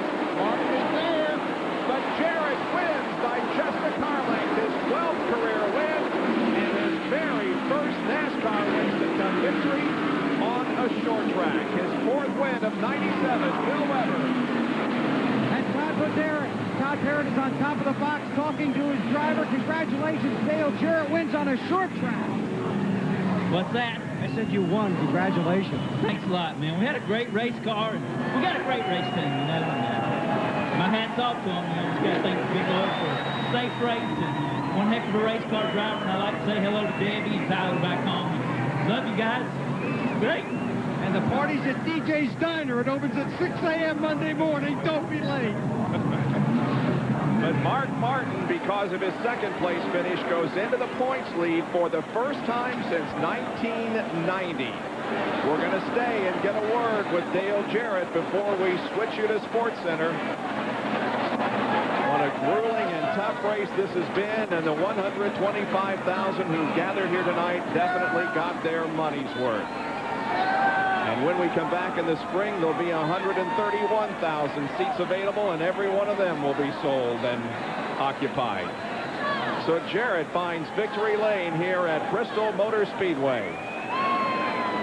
Almost had a wreck trying to get to victory lane as Jeremy Mayfield comes through there. It's a 14th win for Ford this season. Let's take a look at the unofficial results. The arrows, yellow arrows, indicate those who led a lap, and of course Dale Jarrett led the most laps. And there we see Jimmy Spencer led a lap back in 20th. Jeremy Mayfield did finish 30th. And the bad news for Jeff Gordon was that he finished in 35th position because of the crash, just a little past the halfway point. The unofficial point standings now we're going to show you. Mark Martin with a 13-point advantage on Jeff Gordon as we go to Darlington, with Jarrett now 171 behind in 3rd position, and Ricky Rudd does move back into the top 10. Well, Dale Jarrett is still sitting in the car.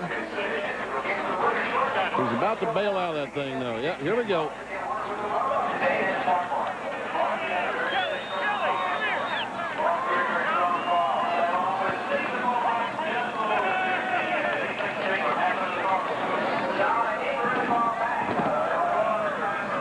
Let's go down to our McDonald's Winter Circle interview.